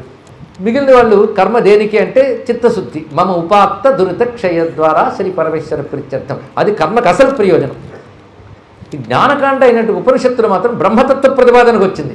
అక్కడ మీరేం వెతికినా దొరకదు, బ్రహ్మము తప్ప. అదే పిల్లలు కలవాలంటే ఏం వ్రతం చేయాలంటే ఉపనిషత్తులు దొరకదు, దానికి వేరే గ్రంథములు ఉన్నాయి. ఉపనిషత్తు కేవలం బ్రహ్మమని ప్రతిపాదన చేస్తుంది. ఆ బ్రహ్మమే ఆత్మ గనక దాన్ని ఆత్మజ్ఞానం అని కూడా అంటారు. ఆ బ్రహ్మము రెండు రూపాలుగా చూపిస్తుంది, సగుణ బ్రహ్మ, నిర్గుణ బ్రహ్మ. ఉపాసకన కోసం సగుణ బ్రహ్మము, జ్ఞానానికే నిర్గుణ బ్రహ్మము. ఆ సగుణ బ్రహ్మ ఉపాసనలు ఉపనిషత్తుల్లో చాలా చెప్పారు. అలాంటి ఉపనిషత్తుల్లో బృహదారణ్యకోపనిషత్తు ఒకటి, ఛాందోగ్యోపనిషత్తు, తర్వాత ప్రశ్నోపనిషత్తు, ఇంకా మిగిలిన ఉపనిషత్తులు కూడా వెతకచ్చు. ఈశావాస్యోపనిషత్తుల్లోనే సూర్య సంబంధ మంత్రాలు ఉన్నాయి. ఇలా చూస్తుంటే ఉపనిషత్తులంతా సూర్యుడి గురించే చెప్తున్నాయి. కర్మకాండ చెప్పే వేదమంతా సూర్యుడి గురించి చెప్తున్నది. కొంచెం ఆలోచిస్తే సూర్యుడే పరదైవమని వేదమే చెప్తుందండి. ఆ సంస్కారంతో ఆలోచన చేస్తే అది సూర్య భగవానుడి యొక్క విశేషములు ఛాందోగ్యోపనిషత్తులో మనం గోచరిస్తే, బృహదారణ్యకంలో గోచరిస్తాయి. ఉపనిషత్తుల్లో అంతరాదిత్యోపాసన అని ఒక ఉపాసన ఉంది. ఏయోషౌంతరాదిత్యే హిరణ్మయ పురుషో దృశ్యతే అని ఒక మంత్రం కూడా ఉంది. ఏష అంతరాదిత్యే హిరణ్మయ పురుష అంటే ఆదిత్యుని లోపల హిరణ్మయ పురుషుడు ఉన్నాడు. హిరణ్మయ పురుషుడు అంటే ఎవరు? బంగారు రంగుతో ధగధగలాడిపోతున్న ఒక పురుషుడు ఉన్నాడు. నాకు కనిపించట్లేదంటే నీకు కనిపించలేదు, ఉపాసనలో అనేది కనిపించినంత వరకు భావించాల్సిందే. లేకపోతే ప్రతిరోజు అందరికీ మండలంలో ఆయన కనిపిస్తూ చేతులు ఉప్పుతాడా అండి. అక్కడ ఉన్నాడని ఋషులు దర్శించారు తపశ్శక్తి చేత. ఆ దర్శించిన హిరణ్మయ పురుషుని ఎలా భావించాలంటే హిరణ్యశ్రు హిరణ్యకేశా ఆప్రణఖాత్ సర్వయేవ సువర్ణ అన్నారు ఇక్కడ. అంటే బంగారు రంగు గడ్డము, బంగారు రంగు మీసాలు, బంగారు రంగు జుట్టు, బంగారు రంగు శరీరము, ఆ విధమైన చేతులు, వాటికి బంగారపు ఆభరణాలు ధరించినటువంటి వాడుగా మనం భావన చేస్తూ ఆప్రణఖాత్ సర్వయేవ సువర్ణ, తల మొదలుకొని కాలి కొనగోటి వరకు మొత్తం బంగారమే. అంటే బంగారు తండ్రి. ఇది కనబడ్డ కనుక ఉపాసన విషయం అయిపోయింది. కనబడేదైతే భౌతిక విషయం, కనబడని దాన్ని మనం శాస్త్రం చెప్పింది మనకు కనబడలేదు కానీ ఉంది. ఇక్కడ బాగా తెలుసుకోవాలి, మనకు కనబడలేనివన్నీ ఉపాసన అయిపోవు. ఉంది కానీ మనకు కనబడలేదు, అప్పుడు ఉపాసన అనేది వచ్చింది. ఇక్కడ అక్కడ ఉంది ఆ రూపంతో, దాన్ని ఉపాసనా దృష్టితో చూడాలి. కనుక మనం సూర్యుని గురించి ఇప్పుడు చూడబోయేది ఉపాసనా దృష్టి, తాత్విక దృష్టి, రెండు దృష్టిలు. దానికే ప్రవచనం. అందుకే సూర్యుడు పొద్దున్న ఎర్రగా ఉంటాడు, తర్వాత రంగు మారిపోతుంటుంది, మబ్బులు పెడితే కనబట్టు. అది చెప్పడానికి ఉపన్యాసం అక్కర్లే, అందరికీ తెలుస్తున్నది ఇక్కడ. ఇక సైన్స్లో సూర్యుడు గురించి చాలా ఉంది. సోలార్ అది చెప్తే సైన్స్ పాఠాలు వింటే డ్రైగా ఉంటాయి, క్లాసుల్లో నేర్చుకోవచ్చు. మరి ఇప్పుడు చెప్పేదంతా కూడా సూర్యుడికి సంబంధించి ఉపాసనాపరంగా తత్వపరంగా మనం చెప్పడం జరుగుతుంది ఇక్కడ. కనుక భగవంతుడి గురించి ఇప్పుడు తెలుసుకొని రెండే, ఉపాసనాపరం, తత్వపరం. ఉపాసన అనగానే ఆయన ఆరాధించడం, ఆరాధిస్తూ ఆరాధిస్తూ ఆయన మళ్ళీ అంతర్యామగా గ్రహించి సర్వవ్యాపుడి పరమాత్మగా తెలుసుకోవడమే జ్ఞానం. కనుక ఉపాసన, జ్ఞానము ఈ రెండు విధాలుగా సూర్యుని మనం తెలుసుకొని ప్రయత్నం చేస్తున్నాం. ఇలా తెలుసుకుని కానీ ఉపాసన చేస్తే ఫలితం ఎక్కువ కనుక తెలుసుకుంటున్నాం. ఎందుకంటే జ్ఞాత్వా కుర్వీత కర్మ అని అన్నారు కనుక తెలుసుకుని చేస్తే చాలా మంచిది. అందుకు తెలుసుకునే ప్రయత్నం చేస్తాం కొంత మేరకు. అది కూడా విశ్వనాథుని ఎంత అనుగ్రహిస్తే అంత. అనుగ్రహం రెండు, చెప్పడానికి నాకు, వినడానికి మీకు. విన్నప్పుడు కూడా మొత్తం పట్టుకుని ఏకాగ్రంగా పొందే వారికి ఎక్కువ లభిస్తుందని సందేహం లేదు. మొత్తానికి ఏ భగవంతుడినైనా సూర్యమండలంలో ఆరాధించవలసినదే, ఇందులో సందేహం లేదు. అందుకే సంధ్యావందనం చెయ్యనిది, ఉపనయన సంస్కారం కలిగిన వారికి ఏ ఉపాసన చేసినా ఫలించదండి. సంధ్యావందనం అంటే ఏమిటయ్యా అంటే సూర్యమండలంలో ఉన్న పరంజ్యోతిని ఆరాధించడమే సంధ్యావందనంలో చేసే పని, మరొకటి కాదు. అంటే గాయత్రి ఎవరు? ఆదిత్య మండల స్థాన పరబ్రహ్మస్వరూపిణి గాయత్రి అంటూ దేవి భాగవతం స్పష్టంగా చెప్తాను. ఆదిత్య మండల స్థాన పరబ్రహ్మస్వరూపిణి గాయత్రి. ఆదిత్య మండలంలో ఉన్న పరబ్రహ్మస్వరూపం అంటే ఆదిత్య మండలంలో ఉన్న పరబ్రహ్మ యొక్క తేజస్సు, దాన్ని మనం గాయత్రి అంటున్నాం. అది స్త్రీమూర్తిగా భావిస్తే గాయత్రి పరదేవత. ఆ గాయత్రిని విష్ణుస్వరూపంగా సూర్యమండలం భావిస్తే జేయస్సదా సవితృమండల మధ్యవర్తి నారాయణ సరసిజాసన సన్నివిష్ట కేయూరవాన్ మకరకుండలవాన్ కిరీటి హారి హిరణ్మయ వపు ధృత శంఖచక్ర అని ఆయన విష్ణు స్వరూపంగా భావిస్తూ వర్ణన ఉన్నది. అంటే ఆదిత్యుడే నారాయణుడు, అందుకే సూర్య నారాయణ అనే మాట కనబడుతున్నది కదా. పోనీ ఆయన్ని శివుడు అందామా? 100% ఆయన శివుడేనయ్యా అన్నారు. ఇక్కడ మనం అనుకున్న రుద్రుడు ఎవరో కాదు, సంకర్షణ స్వరూపో యోసా వాదిత్య పరమపురుష సయేష రుద్రో దేవత అని రుద్రానికి ముందే అంటున్నాం. ఆదిత్య స ఏష స ఏష, ఏష అంటే ఇతడే. ఇది చాలా రహస్యమైన మాట. ఏష అసౌ, సూర్యుడికి దగ్గరే వాడతారు ఈ మంత్రం. ఏష అసౌ, ఏష ఎవడు ఇతడో ఆయనే. ఆయన ఎవడు? సంకర్షణ స్వరూప. అసౌ ఆదిత్య, మళ్ళొదుగు మాట. అసౌ ఆదిత్య, అసౌ అంటే ఇదిగో ఈయనే, ఇతడే. ఆ ఆదిత్యుడే రుద్ర, ఆయనే రుద్రుడు అన్నారు. రుద్ర శబ్దానికి అంతరికి కూడా ఆదిత్యుడిపరమైన అర్థం ఉంది ఇక్కడ. విష్ణు శబ్దానికి కూడా ఆదిత్యపరమైన అర్థం ఉన్నది, బ్రహ్మ శబ్దానికి కూడా ఆదిత్యపరమైన అర్థం ఉన్నది. కనుకనే అప్పుడే వైష్ణవి శైవంలోకి వచ్చేసాం. ఈ విషయాన్ని మన శివపురాణం ఎలా చెప్తుందంటే ఆదిత్యం చ శివం విద్యాత్ శివం ఆదిత్య రూపిణం ఉభయోరంతరం నాస్తి ఆదిత్యస్య శివస్య చ అన్నారు. ఇక్కడ ఆదిత్యుడు శివుడని తెలుసుకో, శివుడు ఆదిత్యుడని తెలుసుకో, ఇద్దరికీ భేదం లేదు. అందుకే రుద్రం చేసేటప్పుడు ప్రధాన ధ్యాన శ్లోకం ఏంటో తెలుసా? మండలాంతరగతం హిరణ్మయం భ్రాజమాన వపుషం శుచిస్మితం చండదీధితం అఖండిత జ్యుతిం చింతయేన్ ముని సహస్ర సేవితం అని చెప్పారు. ఇక్కడ మండలాంతరగతం హిరణ్మయం, మండలంలో హిరణ్మయ పురుషుడుగా ఉన్నటువంటి వాడు, భ్రాజమాన వపుషం వెలిగిపోతున్న శరీరంతో ఉన్నటువంటి వాడు, శుచిస్మితం మందహాసం చేస్తున్నట్టు, సూర్యుల్లో చిరునవ్వు నవ్వుతున్న పురుషుడు. మండలమే కళ్ళు తెరిచి తేరిపార చూడలేము, మధ్యలో పురుషుడిని చూసేంత ఓపికందా? ఓపిక కాదు, కంటికి శక్తే లేదు. కానీ ఈ కంటికి లేదు కనుక మరో కన్ను తెచ్చుకోవాలి. అది ఉపాసన దృష్టి అన్నారు. ఇక్కడ ఆ దృష్టితో చూస్తే తెలుస్తుంది. ఆ చిరునవ్వుతో ఋషులకు కనబడ్డాడు. శుచిస్మితం చండదీధితిం, చండమైన ప్రకాశంతో ఉన్నవాడు. అఖండిత జ్యుతిం, అఖండ కాంతి కలిగిన, దీన్నంతా కాంతి సంబంధమైన వర్ణనలే మొత్తం. భ్రాజమాన వృక్షం చండదీధితం అఖండిత జ్యుతిం. ఆయన చుట్టూ చింతయేన్ ముని సహస్ర సేవితం, వేల కొలది మునులు ఆయన సేవిస్తున్నట్ట. ఇది తెలియాలంటే వేదము వివరణిస్తోందండి. సూర్యుడు ఉదయించినప్పుడు మొత్తం ఇరువైపులా నిలబడి ఎన్ని రకాల దేవగణములను కొలుచుకుంటూ ఉంటాయి. ఈ భావన తెలిస్తే పొద్దున్న మన సూర్యుడికి నమస్కారం చేసినప్పుడు ఇంతమంది చేత కొలవబడుతున్న స్వామికి నమస్కారం అంట. అలా అనుకుని కొలుచుకోవయ్యా అని చెప్పాడు. రశ్మిమంతం సముద్యంతం దేవాసుర నమస్కృతం పూజయస్వ వివస్వంతం భాస్కరం భువనేశ్వరం అన్నాడు మహానుభావుడు అగస్త్య మహర్షి రామచంద్రమూర్తితో. అదిగో దేవతలు అసురులు అందరూ కొలుచుకుంటున్నారు ఆయన్ని. అంతేకాదు వేల కొద్ది ఋషులు కొలుచుకుంటున్నారు. వాళ్ళకే కనబడుతుంది పరమాత్మతత్వం. అందులో పరమాత్మ దివ్యమంగళ విగ్రహం ప్రకాశిస్తోంది. అలాంటి ఆయన నమస్కారం చేసుకుంటాం. దేనికి? రుద్రం చదివేటప్పుడు. అసలు రుద్రమంతా సూర్యుడినే చెప్తోందనడానికి అనేక రకాల ప్రమాణాలు ఉన్నాయి. హిరణ్యబాహవే సేనాన్యే దిశాంచపతయే నమః అన్న మంత్రంలో సంపూర్ణంగా హిరణ్యవర్ణుడైన సూర్యుడే చెప్పబడుతున్నాడు. అలాగే తైత్తిరీయంలోకి వెడితే నమో హిరణ్యవర్ణాయ హిరణ్యబాహవే హిరణ్యరూపాయ హిరణ్యపతయే అంబికాపతయే పశుపతయే ఉమాపతయే నమో నమః మంత్రంలో యజుర్వేదంలో కనబడుతుంది. చాలామంది వేద పండితులు చెప్తుంటారు ఈ మంత్రాన్ని. అక్కడ ఏం చెప్పాడు? హిరణ్యవర్ణాయ హిరణ్యబాహవే హిరణ్యరూపాయ హిరణ్యపతయే. ఇంతవరకు బంగారు శరీరం ఉన్నవాడు, బంగారం ప్రభవైనవాడు, అంబికాపతయే వచ్చేటప్పుడు శివుడి గురించి చెప్తున్నా తెలిసిపోతుంది. మళ్ళీ ఎక్కడైనా డౌట్ పడ్డా అంబిక అంటే అమ్మ కనుక ఏ అమ్మైనా కావచ్చు అంటే ఉమాపతయే అన్నారు. ఇంకా నొక్కి ఒక్కడి నుంచి పశుపతయే నమో నమః అన్నారు. ఎవడు పశుపతో, ఎవడు ఉమాపతో, ఎవడు అంబికాపతో అని హిరణ్యవర్ణుడు, హిరణ్యబాహు, హిరణ్యపతి అంటూ స్పష్టంగా చెప్పారు. ఇక్కడ దాని గురించి రుద్రమంతా మనకు బోధిస్తున్నట్లుగా స్పష్టమైపోతుంది. అందులో వర్ణిస్తున్నవన్నీ బంగారు చేతులు వాడు అంటే కిరణాలన్నీ చేతులే, అన్ని చేతులు బంగారు చేతులే, మనకు కనబడేవి చేతులే కదా. ఇక్కడ దాకా చాచేవి చేతులే, ఆయన అక్కడ ఉంటాడు కానీ ఆయన అక్కడి నుంచి రాడు, చేతులు ఇక్కడికి వస్తాయి, ఆ చేతులు కిరణాలు. కనుక హిరణ్యబాహవే సేనాన్యే దిశాంచపతయే నమః. ఏ దిక్కునుంటాయండి అంటే ఆయన వస్తేనే దిక్కు ఉంటుంది. దిక్కు నిర్ణయించేది ఆయన వల్లే కదండి. ఆయన ఉదయిస్తే తూర్పు, అప్పుడు మిగిలిన దిక్కులను నిర్ణయించారు. కానీ దిక్కులకు దిక్కు ఎవడయ్యాడు ఆయనే. ఆయన లేకపోతే దిక్కే తోచదు, దిక్కుమాని వాళ్ళం అవుతుంది. ఇక్కడ దిక్కులకు పత ఆయన దిశాంచ పతయే నమః అంటున్నాం. ఇక్కడ అది సూర్యుడే సమస్త దిక్కులకి పతి అని రుద్రపరంగా చెప్పారు. ఇలా చూస్తే ఎంత అద్భుతమైన మాట కనబడుతుందంటే సౌరమండల మధ్యస్థం సాంబం సంసార భేషజం నీలగ్రీవం విరూపాక్షం నమామి శివం అవ్యయం అను మాట ఉన్నది.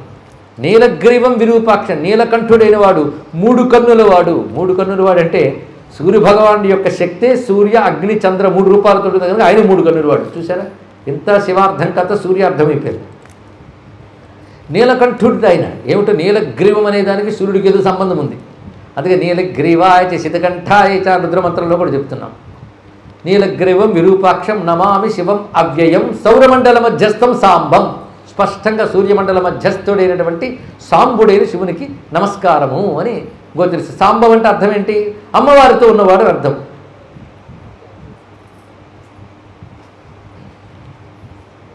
విష్ణు విష్ణు విష్ణు అమ్మవారితో ఉన్నవాడు అర్థం. అంటే ఒక్క సూర్యుడిలో శివుడు మాత్రమే కాకుండా అమ్మవారు కూడా ఉన్నారు, అమ్మవారితోనే ఆయన ఉన్నాడు ఇక్కడ. అలా చూడమని చెప్పారు సూర్యమండలంలో. అది మనకు రుద్రమంతా ఆ భావాన్ని ఇస్తూ శివభక్తులందరికీ సూర్యుడి శివుడు, శివుడికి సూర్యుడికి తేడా లేదు. ఆ మాటకు వస్తే లింగం పూజ చేస్తారు కదా, అచ్చం సూర్యుడిని చూడండి, పొద్దున్నే అలా కనబడతాడు. అంతకంటే జ్యోతిర్లింగం ఎక్కడైనా ఉంటుందా చెప్పండి?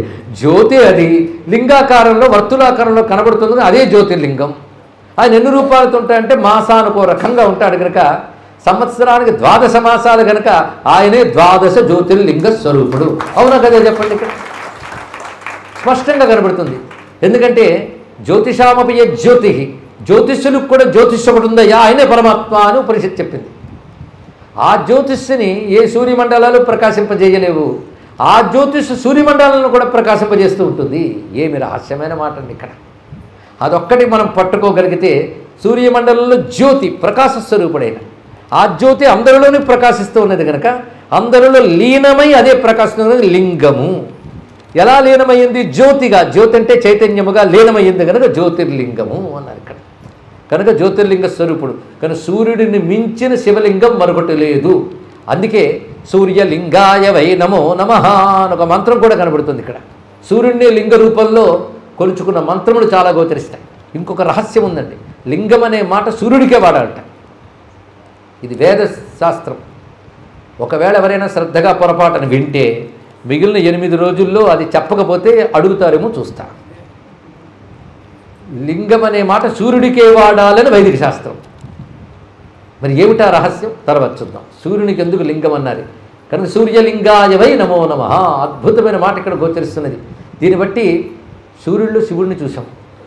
సూర్యుడు కానిది లేదు, ఈ జగత్తంతా ఆదిత్యమయం అనే మాట మనకి మహాభారతంలో కనబడుతుంది. జగత్తంతా ఆదిత్యమయం అనే మాట ధౌమ్యుడు ధర్మరాజుకి చెప్తారండి. అరణ్య పర్వంలో వస్తుంది ఆ రహస్యం. దాన్ని బట్టి జగత్తంతా ఆదిత్యమైతే, ఆదిత్యుడు శివుడైతే జగత్తంతా ఏమైంది? శివమయం. శివుడు తప్ప మరొకటి లేదు. అవునా లేదా? కనుక ఆదిత్యుడిని శివుడిగా చూసాం, విష్ణువుగా చూసాం, ఇంకా అమ్మవారిగా కూడా చూసాం. భానుమండల మధ్యస్థ భైరవి భగమాలిని. భగ అనేది కూడా సూర్యుడికి ఒక పేరు. మిత్రని సూర్యభాను ఖగపూష ఇత్యాదులు భగ కూడా ఆదిత్యుల్లో ఒక పేరు చెప్పబడుతుంది కదా. భగ మాలిని అంటే వరుస. భగ మొదలైన ఆదిత్యుల వరుసగా ఉన్నటువంటి తల్లి ఎక్కడున్నది? భానుమండల మధ్యస్థాయే నమో నమః. అందుకే అమ్మవారిని ఉపాసించే విద్యకి ఒక మాట చెప్పారు, సూర్యుని యందు అమ్మవారిని ధ్యానించు. ప్రతి ఉపాసనా సంప్రదాయంలో ఒక పద్ధతి ఉందండి. ఆ ఉపాసన దిగిన వాళ్ళకి తెలుస్తుంది. ప్రాతః సంధ్య, మధ్యాహ్న సంధ్య, సాయంకాల సంధ్య, కొన్ని చోట్ల తురియ సంధ్య అని చెప్తారు. ఈ సంధ్యాకాలాల్లో మీరు ఉపాసించే దేవతకి సంధ్యావందనం చేయండి అన్నారు. అందరికి ఒకే సంధ్యావందనం కాదు. అది గణపతి మంత్ర ఉపాసకులకి గణపతిని సూర్యమండలంలో భావిస్తూ అర్ఘ్యప్రదానం చేసి సంధ్యావందనం చేసే ప్రక్రియ. శ్రీ విద్యకు సంధ్యావందనం ఉంది. దీన్ని తాంత్రిక సంధ్యావందనం అంటారు. ఇక్కడ తంత్రం అంటే ఉపాసనా శాస్త్రం, అంత తెలుసుకుంటే చాలు. దాని ప్రకారంగా సంధ్యావందనం చేయఉంది అక్కడ. ఈ మంత్రాలు మామూలుగా వైదిక సంధ్యావందనం విప్రులు చేసేదానికి దానికి మళ్ళీ తేడా ఉన్నది. అంటే అర్థమేమిటి చెప్తున్నాడు, ఇది ఆలోచించాలి. ప్రతి ఉపాసనా శాస్త్రం కూడా నువ్వు ఉపాసించే దైవాన్ని సూర్యమండలంలో భావించి సంధ్యయందు ఆరాధన చేస్తే కానీ నీ ఉపాసన పూర్ణము కాదు అని చెప్పారండి ఇక్కడ. అంటే మీరు ఏ దేవతని ఆరాధించినా సూర్యమండలంలోనే చూడాలి, దానికి అభిన్నంగా భావించాలి, సూర్యునికి వేరు కాదని భావించాలి. ఇది చెప్తూ ఒక శ్లోకం ఉంది. పాశాంకుశ ధనుర్బాణ ధరాం అరుణ విగ్రహాం సూర్యమండల మధ్యస్థాం ధ్యాయే త్రిపుర సుందరీం. త్రిపుర సుందరి సూర్యమండలంలో, పైగా ఆవిడ అరుణ ప్రశ్నారుడు ఉంది కదా ఇది వేదంలో. ఆవిడ ఉపనిషత్తు పేరు అరుణోపనిషత్తు, అమ్మవారి పేరు అరుణాం కరుణాతరంగితాక్షిం. ఇలా ఆలోచిస్తే భానుమండల మధ్యస్థ సరిపోయింది. మరి చంద్రమండల మధ్యగా అన్నారు కదంటే చంద్రుడికి ప్రత్యేకమైన కాంతి ఉంటేనా? అది ఈయన ద్వారానే వస్తుంది కానీ అది కూడా సూర్యుడే.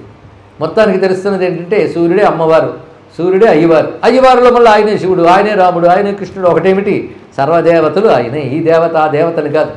కనుక హిందూ మతం ఇంతమంది దేవతలు లేరు.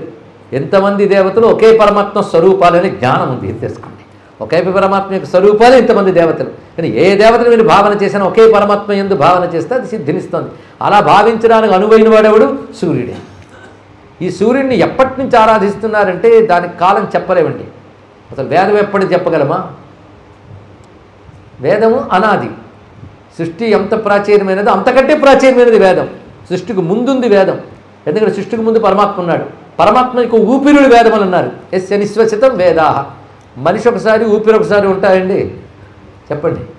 మనిషి ఉన్నాడంటే ఊపిరి ఉందని అర్థం, మనిషి ఏంటూ ఊపిరి లేదని అర్థం. ఊపిరి ఉంటేనే వాడు ఉంటాడు, వాడు ఉంటే ఊపిరి ఉంటుంది. ఏం అద్భుతంగా చెప్పింది వేదమాత. పరమాత్మ యొక్క పరమేశ్వరుని ఊపిరుడు వేదములు అంటే రెండూ కలిసి ఉన్నాయి. పరమేశ్వరుడు ఎప్పుడు పుట్టాడు చెప్పండి? అది చెప్పలేరు. ఇప్పుడు ఊపిరిలో ఎప్పుడు పుట్టేవి కూడా చెప్పలేరు. కానీ పరమాత్మ ఎంత ప్రాచీనుడో, ఎంత సనాతనుడో, వేదము అంత సనాతనము. అది మన ధర్మము, ఇది సనాతన ధర్మం. ఒక్క మాటలో చెప్పాలంటే ఆ వేదంలో ఏం చెప్పారో దాన్ని చెప్పడానికి వచ్చే పురాణాలు, మరుగుడు కాదు. తేలిగ్గా చక్కగా అందరికీ అందుబాటులోకి తీసుకొచ్చి పురాణం అని చెప్తా అనుకుంటాం. చదివితే తెలుస్తుంది. ఇవి కూడా అంత తేలిక కాదు. అక్కడక్కడ ఏవో కొన్ని కథలు మాత్రం అర్థమంటే అర్థమవుతాయి. కానీ ఇంకా చెప్పాలంటే వేదం కంటే పురాణం ఇంకా కష్టం. ఎందుకు తెలుసా? భలే చెప్తాడండి అని మీరు అనుకుంటారు. వేదం కంటే పురాణం ఎందుకంటే కష్టం. వేదం చదువుతుంటే తెలిసిపోతుంది, అర్థం కాదని. కానీ పురాణమా అర్థమైపోయింది అనిపిస్తుంది, కానీ అర్థం కాదు వెళ్తూ ఉంటాం. అందుకే అదే కష్టం అని ఇక్కడ. కానీ పురాణ జ్ఞానం లేనివాడు వేదానికి అర్థం చెప్తే వేదమాత భయపడుతుందిట.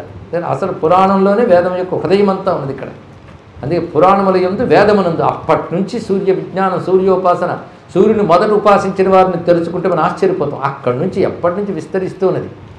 అదే సూర్యుడి గురించి బాగా మనం ఒక్కసారి దృష్టి పెట్టి చూస్తే, వేదముని పురాణాన్ని చూస్తే, వెర్రి వాళ్ళు సూర్యుని విడిచిపెట్టి ఆ దేవుడిని ఈ దేవుడిని పూజిస్తారనేది అనిపిస్తుంది. అందులో సందేహమే లేదు. కానీ ఆ దేవుడిని ఈ దేవుడిని పూజించేది సూర్యుడిని అని తర్వాత తెలుస్తుంది. కనుక సూర్య అనే పేరు ఇప్పటికి 10 సార్లు అన్నాం. ఎందుకంటే మన పరిచయం అయిపోయిన పేరు కనుక సూర్య సూర్య సూర్య అన్నాను. పైగా ఆదిత్య కూడా పరిచయమే మనకి. కానీ ఆదిత్య సూర్య శబ్దాలకు అర్థాలు ఉన్నాయి. సూర్య అంటే ఏమండి అని ఒకరోజు అడగడం జరిగింది సభలో. సూర్యుడు అంటే ఏమంటే సన్ అన్నాడు. సూర్య శబ్దానికి సన్ అనేది అర్థమవుతుందా? ఎలా అర్థమవుతుందని సూర్య శబ్దానికి మరొక ఇంగ్లీష్ వర్డ్ మీరు ఇచ్చారే తప్ప సూర్య శబ్దానికి అర్థం చెప్పారా? సూర్య అంటే సన్ అనేది అర్థం కాదు. మీరు ఒక పదం మరొక పదం మరో భాషలో పదం తెచ్చారు తప్ప అర్థం చెప్పలేదు. సూర్య శబ్దానికి అర్థం ఏమిటి? ఎంతమంది చెప్పగలం? రోజుకు 10 సార్లు సూర్యుడు అంటాం కానీ చెప్పడం. ఆదిత్యుడు రవి అని పేర్లు పెట్టుకున్న పిల్లలకి పదానికి అర్థం చెప్పడం. ఎందుకంటే మాకు అర్థం తెలియకపోయినా పర్వాలేదు, బతికేద్దాం. ఎవడైనా అర్థం చెప్పకపోతే కునికేద్దామని బతికేస్తుంటాం మనకి ఇక్కడ. అంతేనా? బయటకు బొట్లు బోనాలు పెట్టుకుని తిరుగుతూ మంత్రాలు చెప్తాం కానీ వాడు అర్థం చెప్పేటప్పటికి మాత్రం తెలుసుకోవాలని జిజ్ఞాస ఉండదు, తెలుసుకుని సాధన చేయాలని ఉండదు. కొంత అజ్ఞానం, కొంత అహంకారం. దీని ద్వారా మాకు అప్పుడే తెలుసు వీడు చెప్పేది ఏమిటి అనుకుంటా. ఇలాంటి వల్ల తెలుసుకోరు. కానీ మనసారా వింటూ ఉంటే ఒక్కొక్క పదానికి అర్థం తెలిస్తే అప్పుడు మీరు నమస్కారం చేసేప్పుడు శక్తి పెరుగుతుందని ఇక్కడ. అసలు మామూలుగా మనం మాట్లాడే సూర్య ఆదిత్య అనేవి ఇవి నిజానికి నామాలు కావు, మంత్రాలు. తెలుసుకోండి ఇక్కడ. శాస్త్రం ఒక్క మాట చెప్తుంది, శ్రీ సూర్యాయ నమః, చాలు, ఇదే మహామంత్రం పో అన్నారు.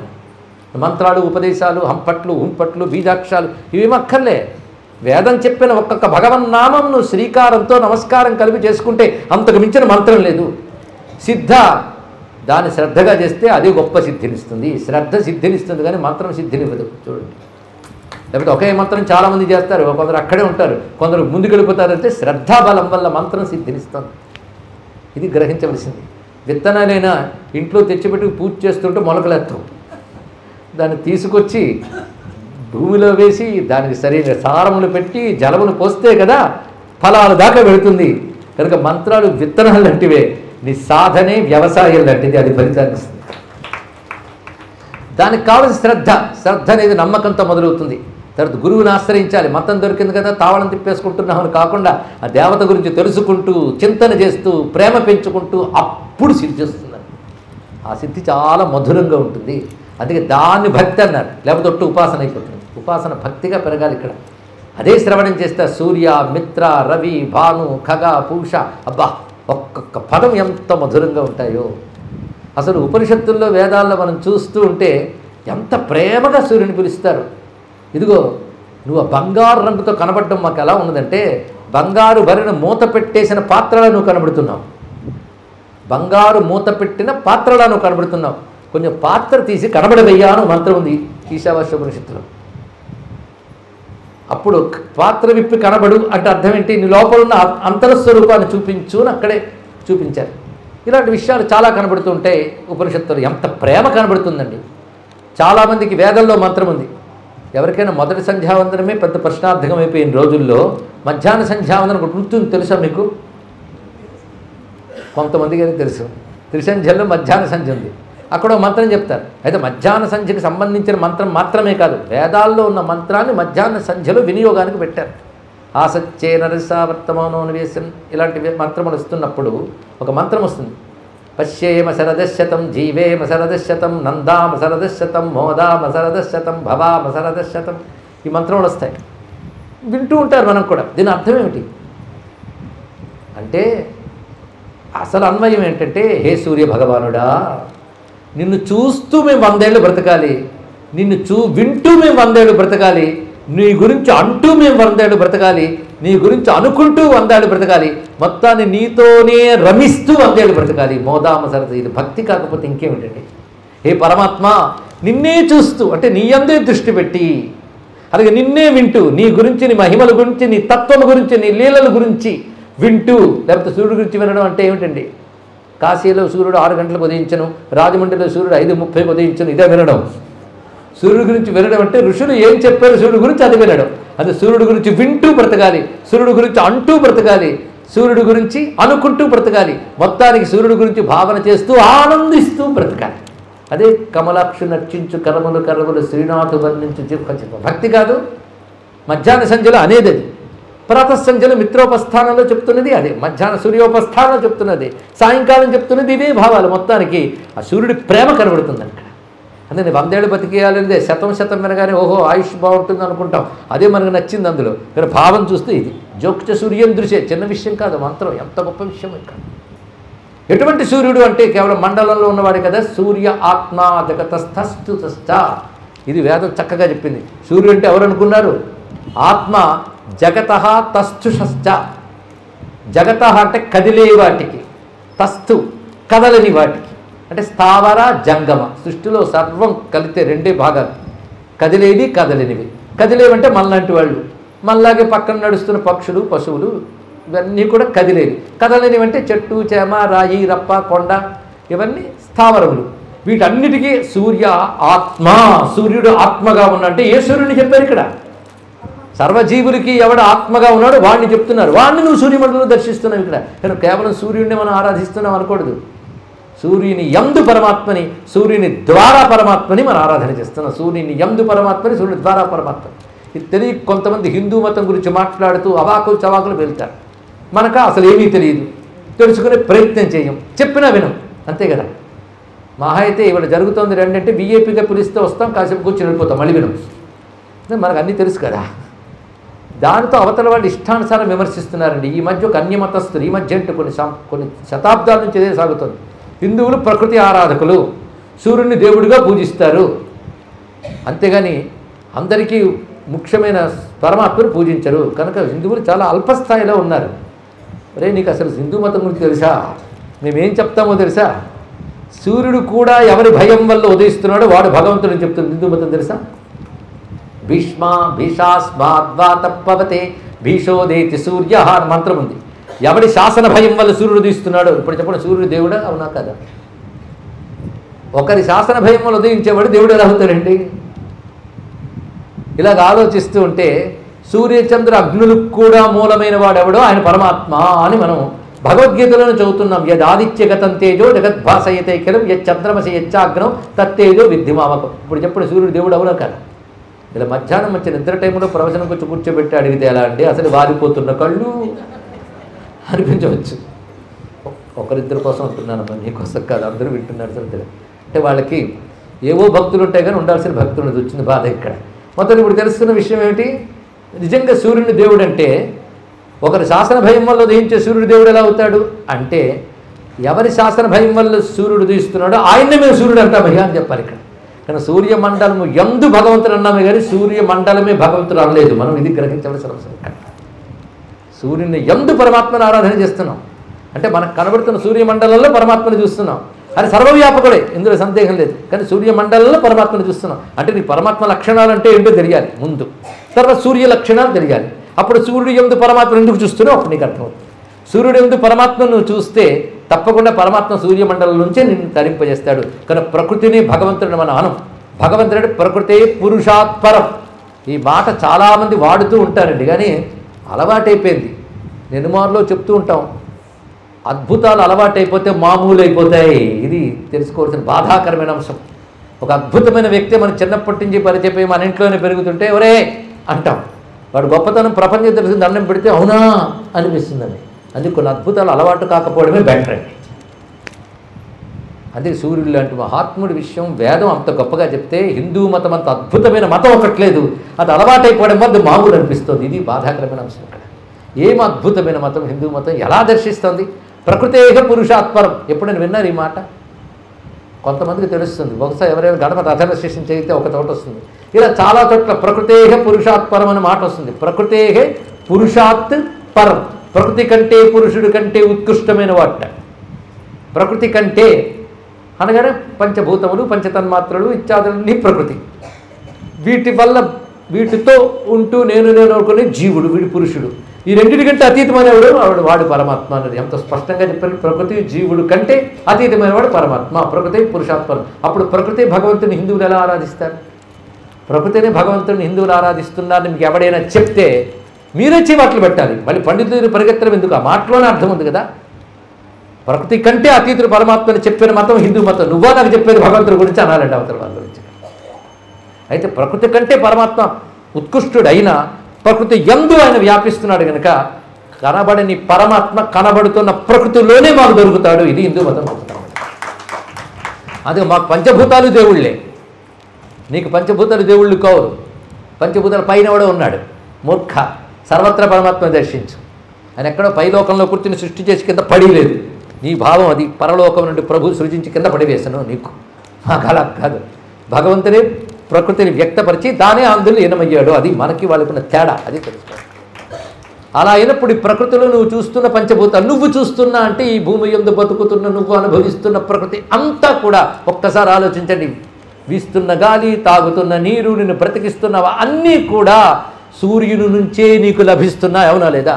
కాస్త సైన్స్ మీరు తీసుకున్నా లభిస్తుంది. సైన్స్ అది బాగా సైంటిస్ట్ అయిపోతే హిందూ మతాన్ని ప్రేమిస్తాడండి. తెలుసుకోండి. ఇక్కడ సైన్స్ బాగా తెలిసిన వాడు ప్రేమించే ఒకే ఒక్క మతం భూమి మీద హిందూ మతం మాత్రమే. ఎందుకంటే ఇది ఒక్కటే సైంటిఫిక్ రిలీజియన్. మిగిలినవన్నీ నమ్మకాల మీద ఆధారపడి ఉన్నాయి. ఈ మాట చెప్పడానికి నేనేమీ సంశయించను. రుజువు చేయాలంటే తెలివి గలవాడు కూర్చుంటే మాట్లాడడానికి సిద్ధమై. ఇప్పుడు చెప్పండి, ప్రకృతికి జీవుడికి కూడా అతీతమైన వాడు పరమాత్మ అని చెప్పిన మతం ప్రకృతిని దేవుడిగా భావిస్తోంది, ప్రకృతి యందు దేవతలను చూస్తోంది అని నీ నిర్వచనం తప్పు అని వాడికి చెప్పాలి. ఈ తప్పుడు పాఠాలు మనం దశాబ్దాలుగా చదువుకుని పాఠశాలల్లో అలాగే ఉద్యోగాలు చేసి రిటైర్ అయ్యే కలిసి వచ్చాం. అది బాధాకరమైన అంశం. బుర్ర నిండా ఆభూజం ఉంది. ఎందుకు? పాశ్చాత్యులు రచించినటువంటి గ్రంథాలు చదివేశాను ఇక్కడ. కానీ హిందూ మతం ప్రకారంగా భగవంతుడు అంటే ఎవరు? ప్రకృతికి అతీతుడు. కానీ ప్రకృతి యందు ఆయన ఉన్నాడు. ప్రకృతి యందు ఆయనే ఉన్నాడు నువ్వు భావన చేస్తూ చేస్తూ ఉంటే ఇంకా ప్రకృతి దృష్టిపై పోయి పరమాత్మ దృష్టి మిగిలి అంతా ఆయనే ఉన్నాడు అని తెలుస్తుంది ఇక్కడ. ఇప్పుడు తెలిసిందా మనం సూర్యుని ఆరాధిస్తున్నామంటే ఎవరిని ఆరాధిస్తున్నాం? ఇప్పుడు మీరే చెప్పాలి. మండుచున్న అగ్నిగోళమును కాదు, దాని నుంచి మనకు సర్వశక్తిని ప్రసరిస్తున్న పరమాత్మని ఆరాధిస్తున్నాం. అక్కడుంటే ఆ మండలం, ఇక్కడుంటే హృదయ మండలం. అది బహిరాకాశం, ఇది దహరాకాశం. అక్కడ ఇక్కడ ఒకటే సూర్యుడు ఉన్నాడని తెలుసుకో. అలా తెలుసుకుని ఉపాసన చేయాలి. అదే ఎస్ సూర్య సోహమేవచ. ఇది వెంటనే రాదు, చెప్తే వీళ్ళ ప్రవచనం వింటే ఈ క్షణంలో వస్తుందా? ఎన్నేళ్ళో సాధన చేస్తే కాస్త స్ఫురించవచ్చు. అలా స్ఫురించింది ఒక ఆయనకి, సాంబుడికి. అది కూడా ఆయన ఏం చేశాడు, ఒకసారి నారదాది మహర్షులు వచ్చినప్పుడు, దుర్వాసాదులు వచ్చినప్పుడు కొంచెం చిలిపి ప్రవర్తన చేశాడు. ఏదో బుద్ధి కర్మానుసారిని. ఎంత గొప్పవాడు. పైగా కృష్ణుడు తపస్సు చేస్తే శివుడి కోసం పుట్టాడండి ఆయన. జాంబవతికి పుత్రుడిగా పుట్టాడు సాంబుడు. అది కృష్ణ పరమాత్మ ఈ పుత్రుడి కోసం తపస్సు చేసేట్టు వెళ్ళి జాంబవతి చెప్తే అప్పుడు పుట్టాడు. ఇది భారతంలో కనబడుతున్న కథ. అయితే శివుడి కోసం తపస్సు చేస్తే పుట్టాడు కనుక ఆయన పేరేం పెట్టాడు, సాంబుడిని పెట్టాడు. బాగుంది. పైగా కృష్ణుడు ఉన్న చోటు, కృష్ణుని పుత్రుడు, అసలు యదువంశమే ఎవడు దెబ్బతీయలేని వంశం. అంత అద్భుతమైన యదువంశంలో ద్వారకలో హాయిగా కాలం గడిచిపోతుంది. అన్నీ బాగుంటే అహంకారం వస్తుంది. ఎప్పుడు గుర్తుపెట్టుకోండి, అన్నీ బాగుంటే అహంకారం వస్తుంది. ఆయనకు వచ్చింది. అంటే మంచి వాళ్ళకి అహంకారం వస్తే మంచిగానే ట్రీట్ చేసేస్తారు. మిగిలిన వాళ్ళకి వస్తే ఇప్పటి నుంచి వద్దులే అంటారు. ఎందుకంటే వీళ్ళు చాలా ఉన్నాయి, ఇది ఒక్కటే ఏంటి అంటే వాడి పాపం ఏదో అహంకారం వచ్చింది. ఎవరికి? సాంబుడికి. అహంకారం వస్తే ఏం చేస్తారంటే పెద్దలను అవమానిస్తారు. ముందు అహంకారం వల్ల వచ్చే పని. అలాగా మహర్షుల వద్ద కొంచెం తేడాగా ప్రవర్తించగానే మహర్షి చెప్పించాడు, నువ్వు కుష్ఠవ్యాధిగ్రస్తులు వైపు తప్పు అన్నాడు. చూసారా, కృష్ణుడు కొడుకైనా తప్పదు. కృష్ణుడి దగ్గరికి వెళ్ళి నన్ను చెప్పించారు, అనుభవించన్నాడు మహానుభావుడు. నా పుత్రుడు కదా, నీకేమీ లేదు, నీ పాపములన్నీ మాఫీ చేసేస్తా అని తెలుసుకోండి. ఇక్కడ పాపాలు మాఫీ చేసేస్తే వాడు భగవంతుడు కాదు, వాడు ఇది ద్రోహి అవుతాడు. తెలుసుకోండి. ఇక్కడ పాపాలు మాఫీ చేయడు, అనుభవించాల్సిందే అని చెప్పాడు ఇక్కడ. ఎందుకంటే ఏదో పుణ్య విశేషం చేతి జన్మలో పుత్రుడిగా పుట్టావు, అంతచేత నీ కర్మలన్నీ నాకంటావు, అంటగడతావా? అప్పుడు జగద్గురు అని తెలుసుకొని కృష్ణుని శరణు వేడి నేను తరించే మార్గం చెప్పు అన్నాడు. ఇది అహంకారం పోతే వచ్చేది. వెళ్ళి సూర్యభగవాన్ని ఆరాధన చెయ్యు అని చెప్పాడు ఇక్కడ. అప్పుడు సూర్యోపాసన చేశారండి ఆయన. ఆయన చేసిన సూర్యోపాసన చెప్పుకోవాలంటే కొన్ని రోజులు పడుతుంది. ఆయన ఉపాసన సారా అన్న పుస్తకంగా రాశాడు. ఒక పుస్తకం అండి, చాలా పుస్తకాలు రాశాడు. అదే పంచాశిక అనే పేరుతో 50 శ్లోకాలు రచించాడు. సాంబ పంచాశిక. దీని గురించి ఒకసారి ప్రవచనం చెప్తే నేను చాలా చీవాట్లు తిన్నాను. ఎందుకు తెలుసా? ఒక్కడ అర్థం కాలేదండి. ఏం చేస్తాం, అది చీవాట్లు. ఎందుకంటే అంత గొప్ప జ్ఞానం అందులో ఉందండి, సామాన్య విషయం కదా. అందులో ఆయన సూర్యుడికి నేను ఇందులో ఉపాసించిన చూడు చిత్ సూర్యుడు అని పేరు పెట్టాడు ఆయన. ఇది ఇప్పుడు వినండి. ఒకవేళ మధ్యలో నిద్రలేచి విన్నా ఈ పదం గుర్తుపెట్టుకుంటే చాలు. చిత్ సూర్యుడు, గొప్ప మాట. చిత్ సూర్యుడు. నువ్వు కూడా చిద్రూపంగా ఉన్నాడే వాడే సూర్యుడు. అంటే దహరాకాశంలో చిత్ సూర్యుడు, బహిరాకాశంలో అదిగో మండలగత సూర్యుడు. ఈ రెండు అన్వయిస్తూ చిత్ సూర్యుని గురించి చెప్తాడు. బయట ఇక్కడ వైదికమైన భావాలన్నీ 50 శ్లోకాలు పెట్టించాడు. అది మహామహిమాన్వితమైన స్తోత్రంగా కాశ్మీర్ దేశంలో ప్రసిద్ధి చెంది ఉన్నది. కాశ్మీర్ దేశంలో అక్కడ దేవనాగరి లిపుల్లో ఉంటే మా గురుదేవులు ఒకసారి కాశ్మీరం వెళ్ళినప్పుడు ఆ కాశ్మీర శైవ పండితుడు చాలా తక్కువ మంది మిగిలారు. అప్పటికొక్కడే మిగిలారని లక్ష్మణ్ జూ అనే మహానుభావుడు ఉండేవారని మా గురుగారు చెప్పారు. చెప్పి ఇప్పటికే 40 ఏళ్ళు అయిందండి ఆ మహానుభావుడు. అయితే ఆయన ఇప్పుడు లేడు. ఆయన దగ్గర ఈయన శరణ పెడితే మా గురుగారికి ఆయన పుస్తకం ఇచ్చాడు. అది సంస్కృత దేవనాగరి శ్లోకాలు, కింద దేవనాగరి భాష్యం మొత్తం ఉంది ఇక్కడ. నా భాగ్యవశాత్తు మా గురువుదేవులు దాన్ని జెరాక్స్ ఇచ్చారు. అది చదువుకుని ప్రవచన రూపంలో చెప్పడం జరిగితే అది విన్నా కొంతమంది దాన్ని బయటకు తీసుకోవాలని కొంతమంది పండితుల చేత దానికి చక్కగా తెలుగులో కూడా తీసుకొచ్చారు. ఆ విధంగా వ్యాప్తిలోకి తీసుకొస్తూ దానిపైన ప్రవచనం చేయడం జరిగింది. సాంబ పంచాశిక 50 శ్లోకాలు. అందులో చిత్ సూర్యుడు అని చెప్పాడు ఆయన. అద్భుతమైన రహస్యం ఇక్కడ. ఇది చూస్తే బయట ఉన్నటువంటి ఋతువులు, పైన ఉండేటువంటి దేవతలు, వీళ్ళందరూ సూర్యుడిగా కనబడతారు. వాళ్ళందరూ మనలో కనబడతారు. నేను ఋతువులు మనలో లేవా? మీకు చూపిస్తా మళ్ళీ ఎన్ని ఋతువులు ఉన్నాయో. అప్పుడే శిశుర ఋతువు వచ్చిన వాళ్ళు చాలామంది ఉన్నారు ఇక్కడ. వసంత ఋతువు వచ్చిన వాళ్ళు ఉన్నారు ఇక్కడ కొంతమంది. అయ్యో కూర్చోండి దయచేసి. వసంత ఋతువు ఉన్న వాళ్ళు కూడా ఉన్నారు కదా. అంటే ఋతువులు మనలోనే ఉన్నాయి, బయట ఉన్నాయి. ఇవన్నిటికి కారణం ఎవరు? సూర్యభగవానుడు. సూర్యుని వల్ల ఎన్నెన్ని లాభాలు పొందుతున్నామో అనేది ఋషులు యుగాల క్రితం చెప్పారండి. దాన్ని ఇప్పుడు విజ్ఞాన శాస్త్రం కొంతమేరకు బయటపెడుతుంది. ఎన్నెన్ని లాభాలు తెలిసి కొన్ని, తెలియక కొన్ని. స్థూలంగా తెలిసేవి చాలామందికి ఉన్నాయి. సూర్యుడి నుంచి ప్రాణశక్తి వస్తుందని, పైగా సూర్యుడి కాంతి కిరణాలు ఒంటికి పడితే డి విటమిన్ వస్తుందని, బయట ఎక్కడా దొరకదని, ఇవన్నీ చాలామందికి తెలిసినవి. ఇప్పుడు అవునా లేదా? ఇంకా తెలియని స్థూలంగా తెలుసుకోవాల్సినవి చాలా ఉన్నాయి. సూర్యుడి నుంచి ఎన్ని ఉపయోగాలు, ఎన్ని విషయాలు జరుగుతుంటాయో. ఆ మధ్య కేరళలో ఒక ఆయన 100 ఏళ్ళు పైన జీవించేట. ఏమిటి భోజనం అంటే, నేను 75 ఏళ్ల నుంచి ఏమీ తినట్లేదు అన్నాడు. 75 ఏళ్ల నుంచి ఎక్కడికైనా నడవగలడు, ఎక్కడైనా తిరగదు. అంటే 75 ఏళ్ల నుంచి ఏమీ తినట్లేదంటే నేను అది ప్రారంభించి 75 ఏళ్ళు ఆ వయస్యంతో. కానీ మంచి యవనంలో ఉంటాడు. ఏం చేస్తున్నావు నువ్వు అంటే, నేను సూర్యపానం చేస్తున్నాను అన్నాడు. ఇక్కడ సూర్యపాన ప్రక్రియ గురించి ఇదంతా ఇంగ్లీష్లో ఒక పత్రికలో వచ్చిందని మొత్తం. కేరళ మహానుభావుడు చేశాడు అని పెద్ద ఇంటర్వ్యూలు ఆయనకి. అయితే ఇంత నువ్వు ఎక్కడి నుంచి నేర్చుకున్నా అంటే ఋగ్వేదాల నుంచి నేర్చుకున్నాను. ఇప్పుడు చెప్పండి భారతీయ సంస్కృతి గొప్పతనం. వాటికి మనం దూరమై బలహీన ప్రాణులమే బతుకుతున్నాం అన్ని విధాలా. మన సంస్కృతికి దూరం అయిపోవడం వల్ల మన సంస్కృతితో మనం బ్రతకగలిగితే ప్రపంచంలో ఇంతకంటే బలమైన జాతి మరొకటి ఉండదండి. తెలుసుకునే ప్రయత్నం చేయమే. ఆ సూర్యపానం వల్ల బ్రతుకుతున్నాను. సూర్యపానం అంటే ఏమిటి? సూర్యుని తాగుదట. ఎలా తాగుతావు? దానికి ఒక ప్రక్రియ ఉందయ్యా. ఆ మంత్రాల్లో నాకు కనబడింది. దాన్ని బట్టి సూర్యుని యందు ఎలా నిలబడి ఎలా చేయాలో అది కాదు పద్ధతి తెలుసు. అదొక పద్ధతి ఉందని చెప్పడమే కానీ పద్ధతి చెప్పండి అని మళ్ళీ పెడితే నేనేం చెప్పలేను.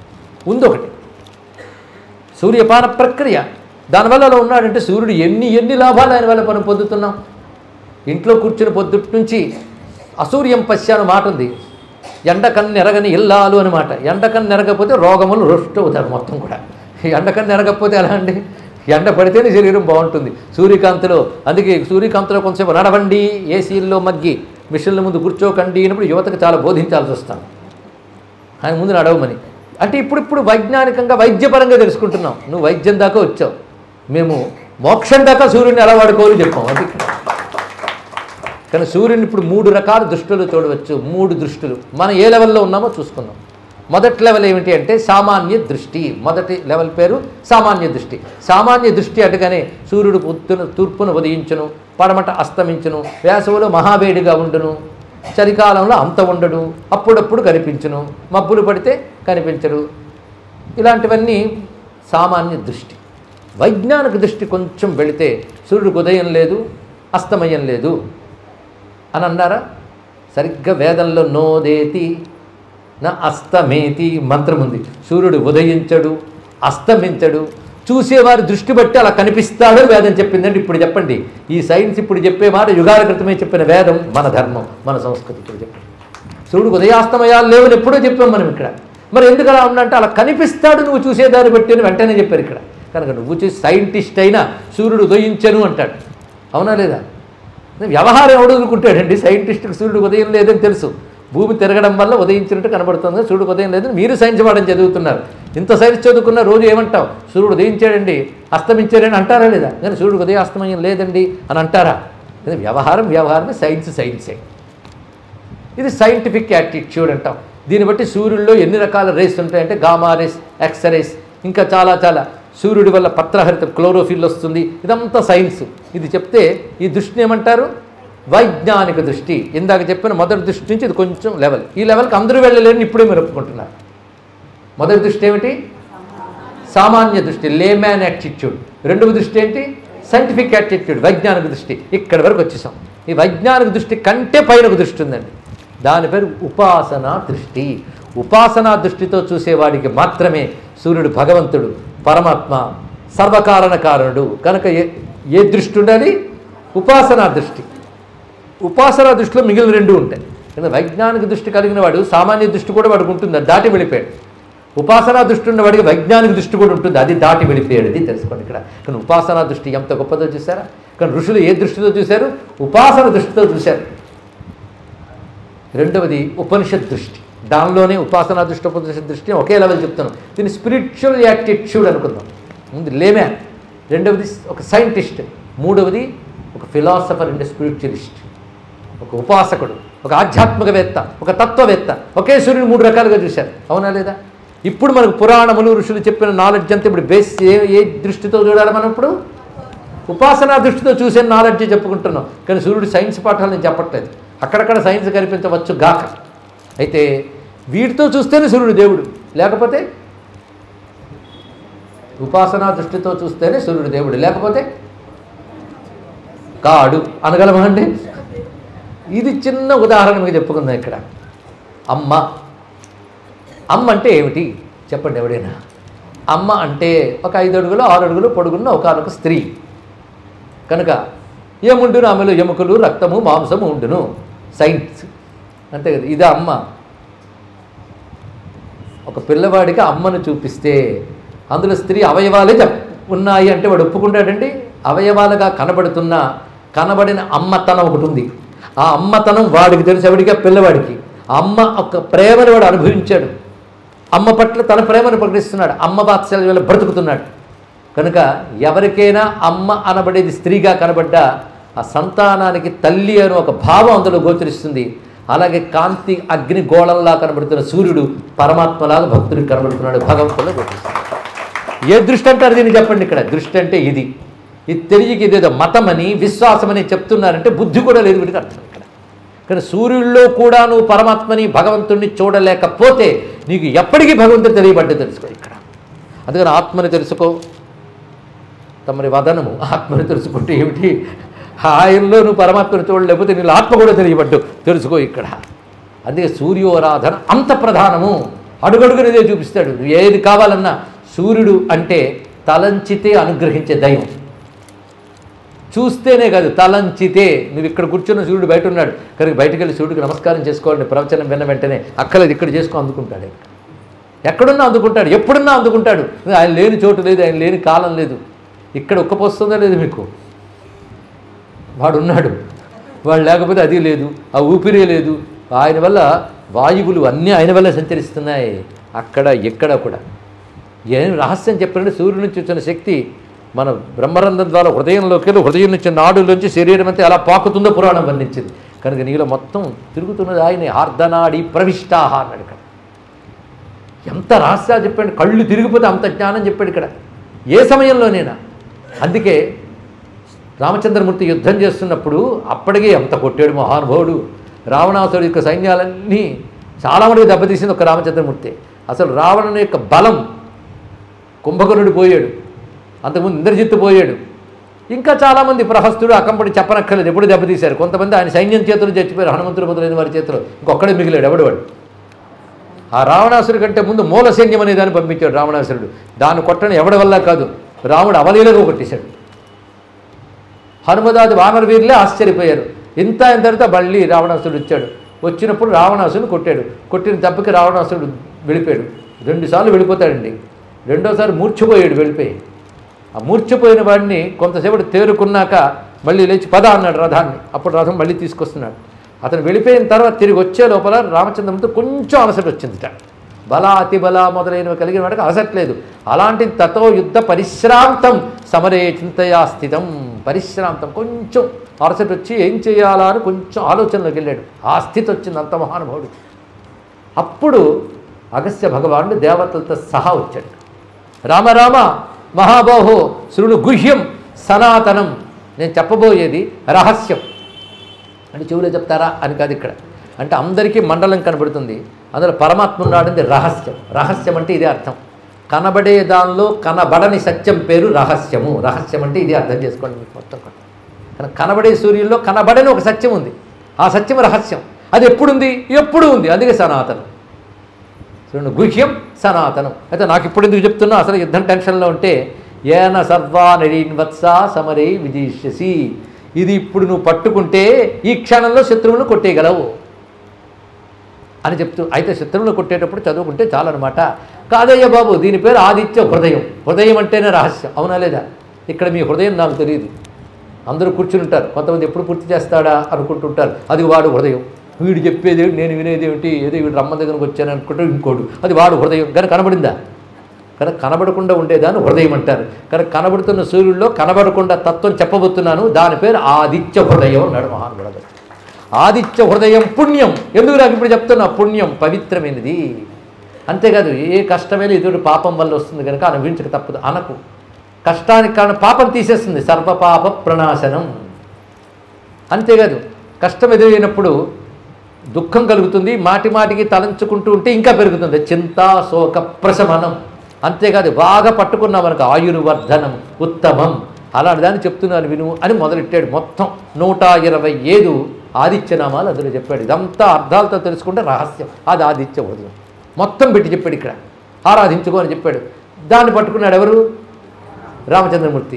ఆశ్చర్యం ఏంటంటే మళ్ళీ రావణుడు వస్తున్నాడో లేదో మరో మహా ఉత్సాహంగా వెళ్ళాడు, కొట్టేశాడు ఆయన. ఇక్కడ ఎందుకంటే ఆదిత్యుడిలో హృదయం బయటకు వచ్చింది. రాముడు ఎవడయ్యా అంటే ఆ సూర్యమండలంలో నారాయణుడే, కానీ మానవుడిగా ఉన్నాడు కదా, ఆయన హృదయం ఎవడు? నారాయణుడే.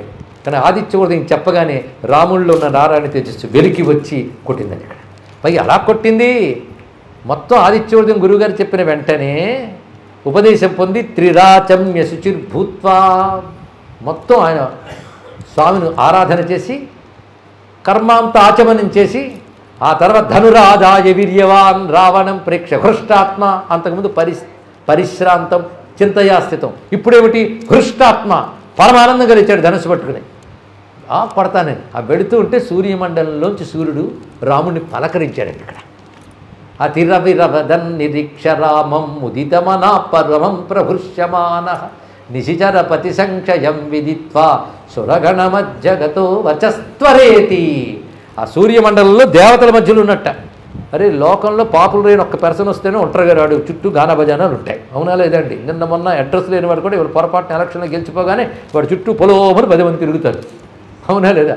అలాంటిది ఆదిత్య భగవానుడైన ఆయన చుట్టూ ఎందరు దేవగణములు. అందుకు సురగణ మధ్యగత దేవగణాల మధ్య నుంచి సూర్యుడు చూసి బ్రహ్మ త్వర లే తొందరపడు అన్నట్టు.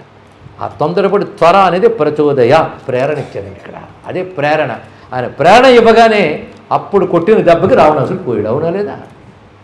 అక్కడ ఆదిత్య హృదయం మనకి చదువుకుంటున్నాం. అయితే రాముడు ఆదిత్యుని ఉపాసించాడు ఎప్పుడు? యుద్ధమునందు. కష్టం వచ్చినప్పుడే దేవుణ్ణి ఆరాధించిన వాడికి ఎప్పుడూ భగవంతుడు అనుగ్రహించాడు. ఇది అండర్లైన్ చేసుకోండి. దానికి ఎప్పుడూ ఎవడి భగవంతుడిని ఆరాధిస్తాడో వాడు కష్టం వచ్చినప్పుడు తలంచుకుంటే అనుగ్రహిస్తాడు. ఇది తెలుసుకోవాల్సినది. నిరంతరం భగవంతుడిని ఆరాధించిన వాడికే కష్టకాలంలో స్మరించడానికి అర్హత వస్తుంది. భగవంతుడిని ఆరాధించంటే నాకు ఎప్పుడు కష్టం రాలేదండి, అది ఆరాధించండి నవ్వుతూ కొందరు జోకులు వేస్తుంటారు. కోలుకోలేని కష్టాలు వస్తాయి, జాగ్రత్త. కష్టాలు ఆయన ఇవ్వడు, నీ కర్మలు తెస్తాయి. కనుక నిరంతర భగవదారాధన చేసిన వాడికి వస్తుంది. అదే మొదటి నుంచి యోగాభ్యాసం చేసిన ఏ జబ్బు రాదు. జబ్బు వచ్చేకి యోగా చేస్తానంటే కాలు మడత వేస్తే మరి విప్పలేడు, ఆ పరిస్థితి వస్తుంది. అందుకు మొదటి నుంచి అలవాటు చేసుకోవాలి. రాముడు ఎప్పటి నుంచి సూర్యోపాసన చేసాడు తెలుసా? చిన్నప్పటి నుంచి. అందుకే మధ్యలో అడవిలో ప్రయాణం చేస్తే అలసిపోయాడు. కొంచెం ఆలస్యంగా నిద్రపోతే గురువుగారు లేపారు. లే ఉపాసన చేయన్నాడు. ఎందుకు? అదిగో సూర్యుడు వచ్చాడు చూడు పొద్దున్నే. కౌసల్య సుప్రజా రామ పూర్వా సంధ్యా ప్రవర్తతే ఉత్తిష్ట నరసార్థుల కర్తవ్యం దైవమాన్ని కాదు. పూర్వ సంధ్య వచ్చిందే అంటే ఎప్పుడు ఉపాసించాలి, ఎప్పుడు ఏం చేయాలని నిర్దేశించేది ఏది? ఆయన ఉదయం, ఆయన అస్తమయం. ఆయన అనుసరించి కర్మలు చేయి. ఆయన చూస్తూ ఉండగా కర్మ చేసేది కర్మ. ఎందుకంటే నీ కర్మకు ఆయన సాక్షి అని చెప్తే లేచి ఆహ్నికం చేశాడు. ఆహ్నికము అంటే పగటి చేయవలసినటువంటి పని. ఇక్కడ చూసారా సూర్యుడు ఎందుకు ఉదయిస్తాడు? ఆఫీస్కి టైం అయిందిలే, కాఫీ టైం అయిందిలే అని లేపడం కోసం కాదు. లేవయ్యా ఆరాధించు, బ్రతుకు బాగు చేసుకో అని గురువుగారు చెప్పారు. అలా లేపగలిగే గురువులు, అలా లేపగలిగే తల్లిదండ్రులు ఉంటే పిల్లల భవిష్యత్తు బాగుంటుందని. అలా లేపాడు ఆయన. ఎవరు? విశ్వామిత్రుల వారు. ఎందుకంటే ఆయన చాదస్తం ఎక్కువ. ఆ సంధ్యలు ఎందు ఉపాసించే మంత్రం ఆయన తపస్సుకు దర్శనం ఇచ్చింది కనుక గాయత్రీదేవి. గాయత్రి అంటే ఎవరు? ఇందాక చెప్పుకున్న ఆదిత్య మండలాంతర్గతమైన పరమాత్మ యొక్క మంత్రమే కనుక అదిగో వచ్చిందిలే అన్నాడు ఆయన. ఆయనకి తెలుసు అది. అందుకే లేచి ఉపాసన చేసి అప్పటి నుంచి ఎప్పుడూ చేస్తున్నాడు. మీరు కిష్కింద కాండ చదివినా మరో కాండ చదివినా రాముడు ఋషులతో మాట్లాడుతున్నాడు అంటారు ఎక్కడ? అరణ్యకాండలో. ఈ లోపల సంధ్యా సమయం అయింది, ఋషులు ఆయన కలిసి సంధ్యావందనం చేసుకున్నారంటారు. అంటే సూర్యుడు అంటే ఎంత చూడండి.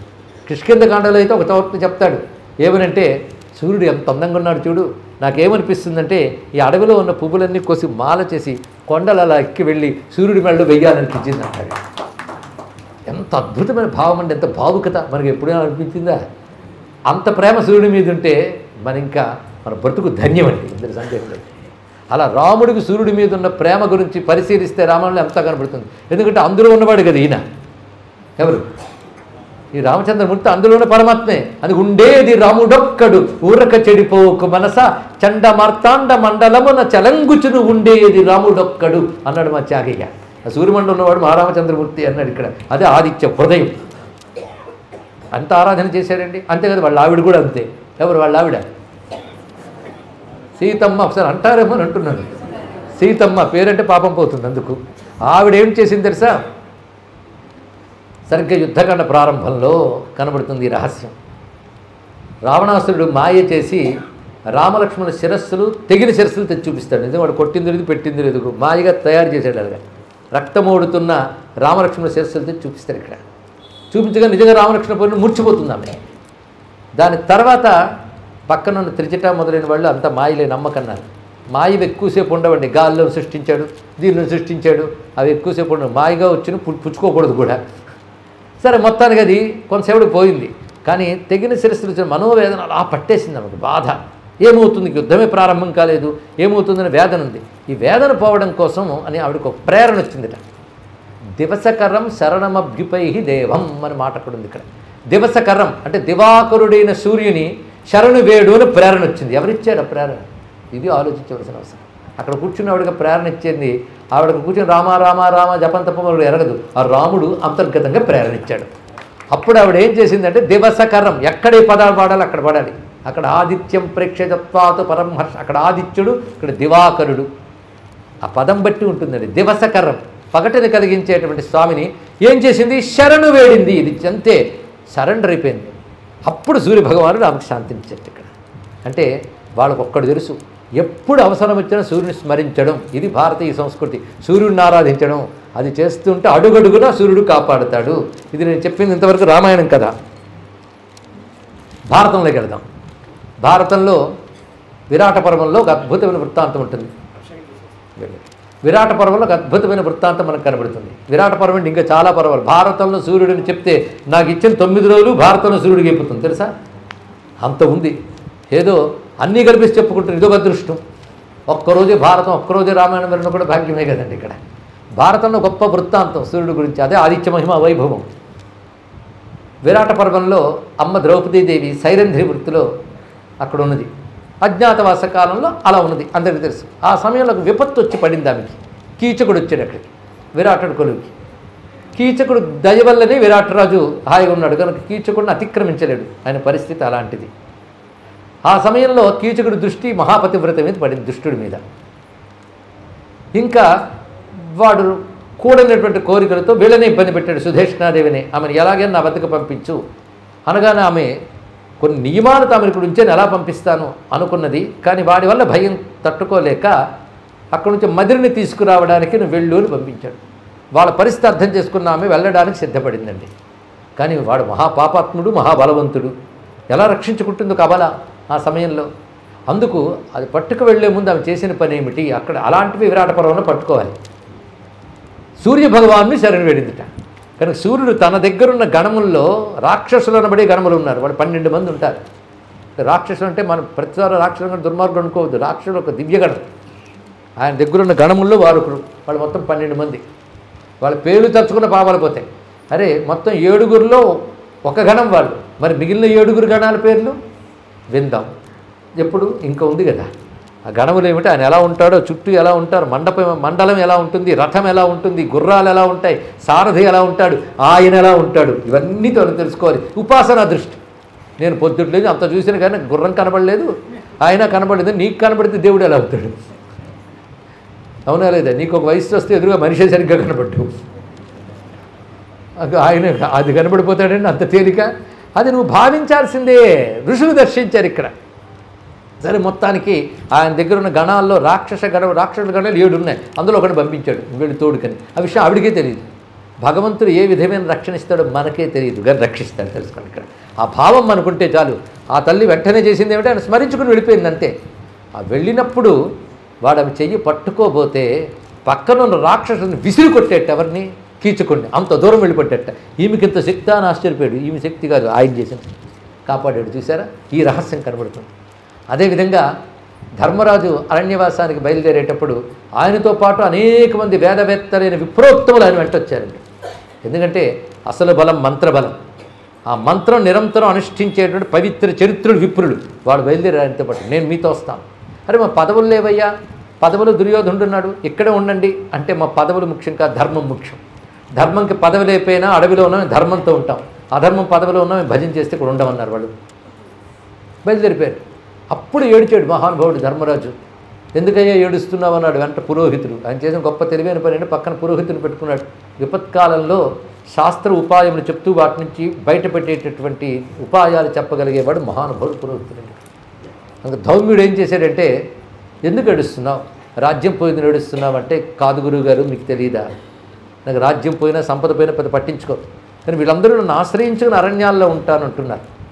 నేను అరణ్యానికి సన్యాసిగాను వానప్రస్థుగాను వెళ్ళట్లేదు, ఒక పందెం నియమానికి కట్టుబడి వెళ్తున్నా కానీ గృహస్థునే. అందుకని భార్య తమ్ముళ్ళు అందరితో పెడుతున్నాను గృహస్థుగానే. గృహస్థ ధర్మం ఏంటంటే అతిథి మర్యాద.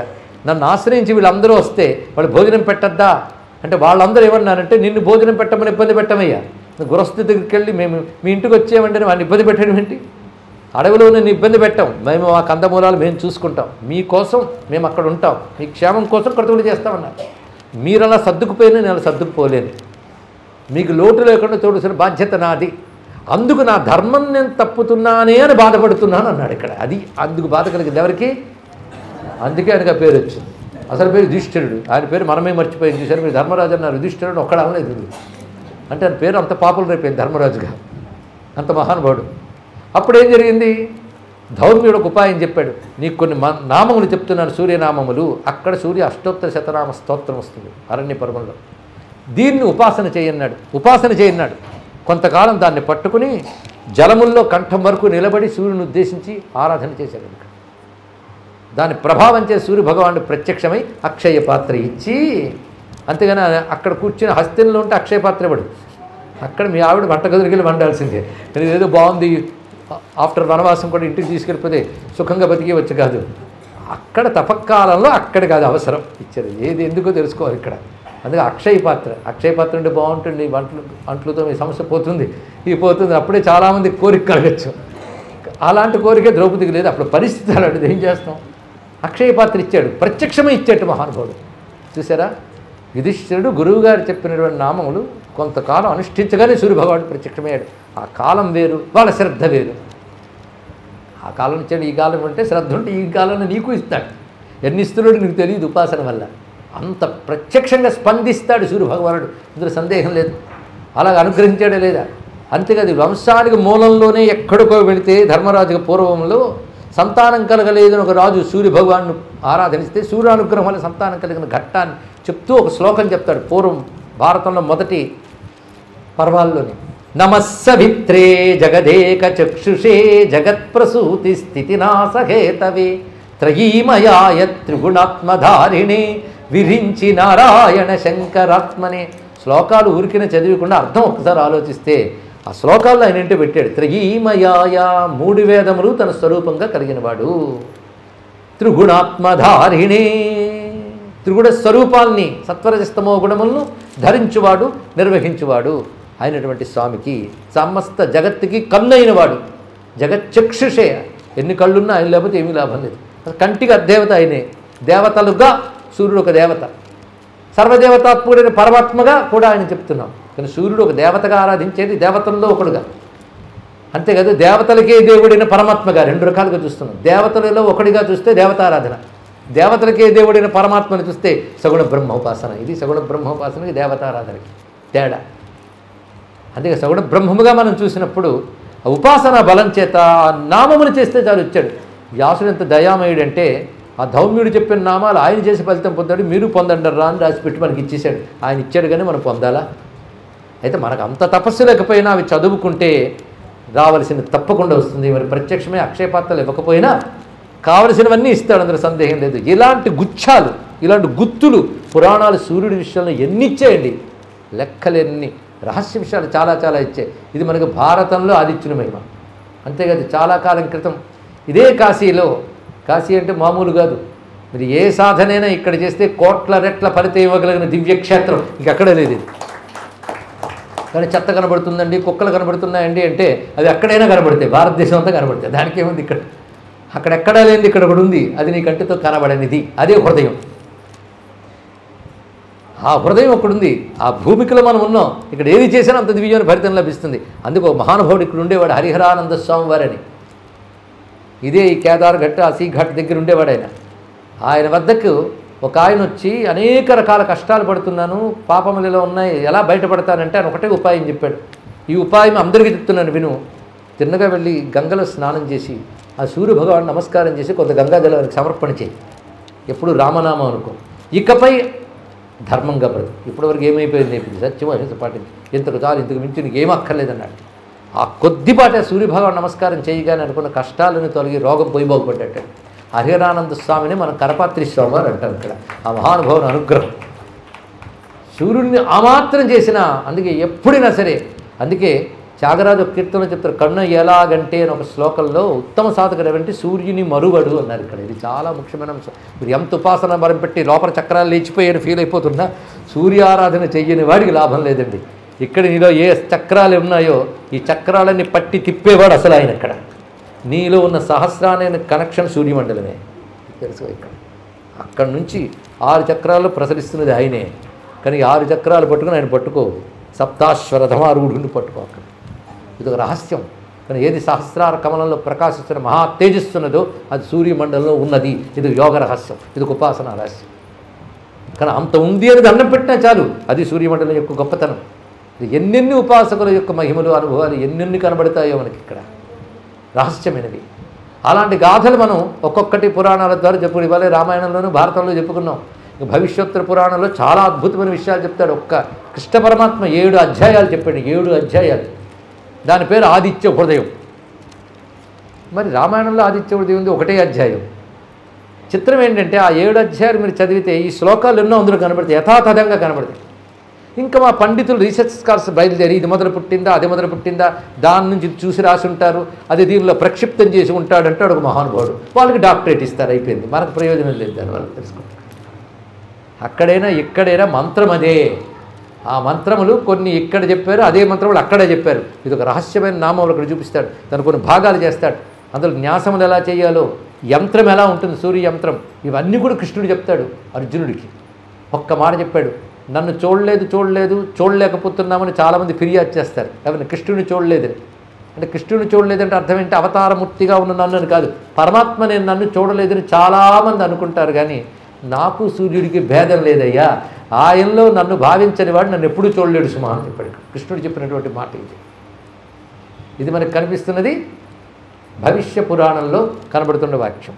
కృష్ణ పరమాత్మ స్వయంగా చెప్పాడు. ఎన్ని అందాలండి అందులో, అద్భుతమైన అంశములు చాలా గోచరిస్తుంటాయి. అవి జాగ్రత్తగా చదివి మనం వేదంలో సూర్యుడి గురించి మన మంత్రాలు పరిశీలిస్తే అవే మంత్రములు శ్లోకల రూపాల్లో అందులో కనబడతాయి. కానీ పురాణములు వేదాల్లో ఉన్న మంత్రములను శ్లోకములుగా కథలుగా మలచి ఇస్తున్నాయి. ఇది తెలుసుకుంటే చాలు. ఇలా ఎన్నెన్ని విధాలుగా మనకి ఆదిత్యుని మహిమా వైభవం ఇటు ఇతిహాసాల్లో, పురాణాల్లో, వేదాల్లో, ఉపనిషత్తుల్లో కూడా గోచరిస్తున్నది. అయితే ఆరోగ్యం భాస్కరాది క్షేత్రం ఒక మాట ఉన్నది. సూర్యుడి వల్ల ఆరోగ్యం కలుగుతుంది. ఇది దేవతగా సూర్యుడిని ఆరాధిస్తే ఆరోగ్యం తప్పకుండా కలుగుతుంది. కానీ పరమాత్మగా సర్వదేవతాత్మకుడిగా ఆరాధన చేస్తే అన్నీ లభిస్తాయి. ఇది తెలుసుకుంటాం. అందుకే ఆదిత్యుడికి సంబంధించి కేవలం సౌరమతంగా మనం పరిశీలిస్తే ఎన్ని రహస్యములు ఉన్నాయి. ఇప్పటికీ కొందరు సౌరమతస్థులు అక్కడక్కడ మిగిలేరండి. భారతదేశంలో మొత్తం షణ్మతాలకి కొన్ని రాష్ట్రాలు అంకితమైపోయినాయి. అంటే అర్థం ఆ రాష్ట్రాల్లోనే ఆ దేవుడిని పూజిస్తానని అర్థం కాదు. దీనికి సంబంధించిన ఉపాసకులు ఆ రాష్ట్రాల్లో బాగా స్థిరపడ్డారు కాబట్టి అక్కడ సంప్రదాయములు వ్యాపించాయి. మనకి కుమారస్వామి అంటే గుర్తొచ్చే రాష్ట్రాలు ఏమిటి? తమిళనాడు, దక్షిణాది ఎక్కువ గుర్తొస్తుంది. ఎందుకంటే తెలుగు వాళ్ళు సుబ్రహ్మణ్య భక్తులు, సుబ్బయ్యలు, సుబ్బలక్ష్మలు, సుబ్బమ్మలు ఇక్కడే ఎక్కువ. కన్నడంలో కూడా ఉన్నారు, మలయాళంలో మొత్తం తక్కువ ఉన్నారా, కానీ తమిళనాడు బాగా గుర్తొస్తుంది. మొత్తానికి ఎక్కువ దక్షిణాపదం గుర్తొస్తుంది. ఇక్కడికి వస్తే కార్తికేయ అంటారు తప్ప ఇక్కడ తెలియదు వీళ్ళకి. అంత మాత్రం కార్తికేయుడు ఉత్తరాది వాళ్ళకి దేవుడు కాడు అని రాయకూడదు. మళ్ళీ ద్రవిడులు దేవుడు, ఆర్యులు దేవుడు అని దౌర్భాగ్యుడు తీసుకొచ్చి పెట్టారు. ఆ ద్రవిడ లేదు, ఆర్య లేదు, పక్కన పెట్టండి. కానీ ఆ ప్రాంతంలో అది కనబడుతుంది. అలాగే శివశక్తి విషయాల్లో భారతదేశం అంతా రకరకాలుగా కనబడుతుంది, ఒకలా కాదు. మన శ్రీ విద్య అంటాం, ఇదేదో కలకత్తా వాళ్ళకి అసలు తెలియదు, వాళ్ళు కాళీ అంటారు. అవునేదే కొన్ని మహారాష్ట్ర పర్వాలేదు, కానీ మధ్యప్రదేశ్ ఇటువైపు ప్రాంతాలకు చండీ తప్ప మనకు తెలియదు. అలాగా రకరకాల పేర్లతో ఒక్కొక్క ప్రాంతంలో శాక్తి అయి ఉంది. గాణపత్యం ఉంది, గణపతిని ఏ రాష్ట్రాలు ఎక్కువ ఆరాధిస్తారంటే అన్ని రాష్ట్రాలు చేస్తారు. కానీ మహారాష్ట్ర మనకు గణపతి అంటే పార్వతీ పరమేశ్వరుడు కొడుకు, కానీ వాళ్ళ దృష్టిలో బ్రహ్మ విష్ణు రుద్రుడు కూడా మూలమైన వాడు. హరి రవి హర బ్రహ్మజనకం అంటారు ఆయన్ని. అక్కడ ఒక శ్లోకం మోర్గావ్ అనే క్షేత్రంలో రాసినది, హరి రవి బ్రహ్మజనకం. అంతేకాదు, హరి రవి బ్రహ్మజనకం, వీడందరికీ జనకంట ఆయన. అంటే వాళ్ళ దృష్టిలో గణపతి వేరు. అదేంటో తెలియాలంటే వాళ్ళ దగ్గర పాఠాలు నేర్చుకుంటే తెలుస్తుంది. మన దృష్టిలో అది చూడకూడదు, అంత ఉంది వాళ్ళ దగ్గర. వాళ్ళ పురాణాలు చూస్తే ఆశ్చర్యపోతాం, గణపతికి అంత ఉందా అని. అదంతా మనకి కాశీలో కనబడుతుంది. అది వేరే రహస్యం. కానీ గాణపత్యంగా ఆ ప్రాంతాలు మహారాష్ట్ర, కొంతమేర కర్ణాటకలో గణపతి ఉపాసన బాగా ఉన్నది, ప్రత్యేక గణపతి క్షేత్రాలు ఉన్నాయి. తమిళనాడులో పిళ్ళయ్యారని కొలుస్తారు, కానీ ఈ గణపతి మూర్తులు అక్కడ ఉంటాయి కానీ మనకు పెద్ద కనబడవు. కానీ గణపతి ఉపాసనా సంప్రదాయాలు ఎక్కువ తమిళనాడులో కూడా ఉన్నాయి. ముఖ్యంగా తిరువారూరు మొదలైన ప్రాంతాల్లో 5,000 గణపతి విగ్రహాలు ఉన్నాయండి ఒక్క తిరువారూరు మందిరంలో. 5,000. ఒక గణపతి ఉన్నట్టు ఇంకో గణపతి ఉన్నాడు. అక్కడే వల్లభ గణపతి మొదలైన రూపాలు, వాతాపి గణపతి అనేవాడు అక్కడున్నాడు. ఆ తిరువారూరులోనే పుట్టారు ముత్తుస్వామి దీక్షితులు. ఆయన వాతాప గణపతి భజేహం అందుకే రాయగలిగాడు. వాతాప గణపతి మూర్తి ఎలా ఉంటుంది అక్కడ ఉంది. ఇది ఎన్నున్నాయో రహస్యాలు గణపతి. ఇప్పుడు గణపతి గురించి కాదు కనుక ఆగుతున్నాం. ఆయన గురించి ఆ రాష్ట్రాలు గుర్తొస్తాయి, మహారాష్ట్ర. అలాగే మనకి సౌరమతం అన్నప్పుడు మాత్రం గుర్జర దేశం, అందుకే దాని పేరు సౌర రాష్ట్రం. అదే సౌరాష్ట్రం అంటాం మనం ఇక్కడ. సౌర రాష్ట్రం 2 రకాలు వచ్చేటప్పటికల్లా మన ఆకారం వచ్చింది. సౌరాష్ట్రం, సౌర రాష్ట్రం అది ఇక్కడ. అక్కడ సూర్యారాధన బాగా ఉండేది, ఇప్పుడు బాగాలేదు కానీ ఉంది. అక్కడ ఇప్పటికీ పొద్దు నియమం పాటించే వాళ్ళు ఉన్నారు. సూర్యుడు కానీ కనబడకపోతే రోజులో వాళ్ళు అన్నం తినరు. కొంతమంది మొక్కుకున్న వాళ్ళు మన ప్రాంతాల్లో ఇదివరకు పెద్దవాళ్ళకి తెలుసు అవి ఇలా నియమాలు ఇక్కడ. పైగా వాళ్ళు ఆదివారం చాలా జాగ్రత్తగా ఉంటారు, సప్తమి నాడు మరీ జాగ్రత్తగా ఉంటారు.